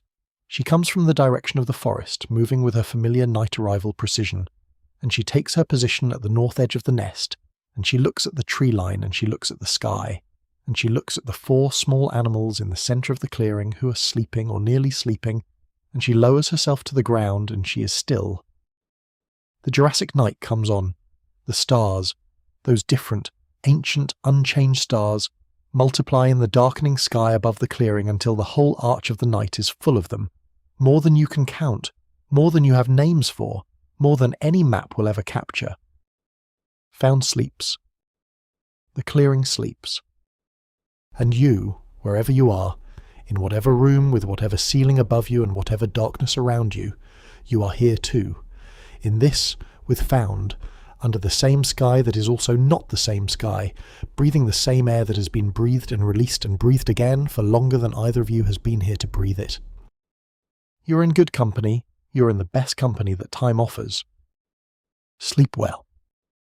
The star that Found is looking at in the evening sky on the 7th week of her life is almost certainly not a planet. The planets visible to the naked eye, the points of light in the night sky that don't twinkle as stars do, because they are close enough to appear as disks rather than points to the optical system of the eye, were present in the Jurassic just as they are present now. But their positions relative to the background stars were different, because the planets are in constant orbital motion. The point of light that Found is looking at could be Venus, which is bright enough to be visible in the evening sky before full dark, or it could be Jupiter, which was as massive and as present in the Jurassic sky as it is today, its orbital period essentially unchanged over the age of the solar system. Whether Found's looking at a planet or a star is unknowable from here. What is knowable is that she is looking up at something bright in the darkening sky, and that the looking has a quality that is different from her other visual behaviours. The clearing, in Found's 7th week, has achieved a quality that is hard to name but is recognisable from experience. It has become the kind of place that only extended presence creates. It is fully inhabited in Found's sense of the word, which means that it is known at every time of day, in every weather condition, from every angle with every sense. The morning smell of it, and the midday heat of it, and the evening quality of its light, the specific sound the wind makes in the 2 conifers at the eastern edge, as opposed to the sound it makes in the ferns at the southern boundary. The places where the soil is soft and the places where it is hard. The path between the nest and the river slope that has been walked enough times that it has a slight groove in the needle litter. A path that Found did not create but that she uses so consistently it might as well be hers. The story of Found is a story about a beginning. Every story about a beginning is also, in some sense, a story about all the beginnings that preceded it, and all the beginnings that will follow. Found's hatching was one moment in a chain of moments that stretches from the first replication of a molecule in the early ocean to the reading of this sentence, and will extend beyond both of us to whatever comes after, in the great patient continuation of complexity that the universe has been building since it had the raw materials to build with. In that chain, Found is a link like any other, not more important than the insect she caught, or the sauropod at the river, or the fungal network in the soil, but fully present, fully a participant, fully here in the only sense that matters, which is the sense of actually being. Thank you so much for watching. If you'd like to see more videos like this, please consider leaving a like and subscribing to the channel, as it really helps us continue making more content. Anyways, see you in the next one. The Jurassic is still there. It is always there, under everything, under the roads and the buildings and the accumulated weight of everything that has happened since. Patient, undemanding, existing in the rock the way memory exists in the body, not always accessible, not always visible, but present at a level that is deeper than conscious retrieval. Let it be there now in the darkness behind your closed eyes. The clearing, the ferns, the sound of the conifers in a slow wind, the warmth of the soil that has been gathering sun all day and is giving it back now, gently, into the night air. Found in the nest, small and warm and breathing. The mother at the edge, watching, not anxious, simply present. The moon above, slightly larger than you know, casting its silver light across the clearing, in a slow movement that follows the arc of the night without hurry. You are breathing the same rhythm as everything else in this clearing, in and out, the rhythm that has been running since before the first lungs existed, in the ocean, in the chemistry of early life, in everything that has breathed since. The stars above the clearing are moving in their slow arc. They will be in a different position when morning comes.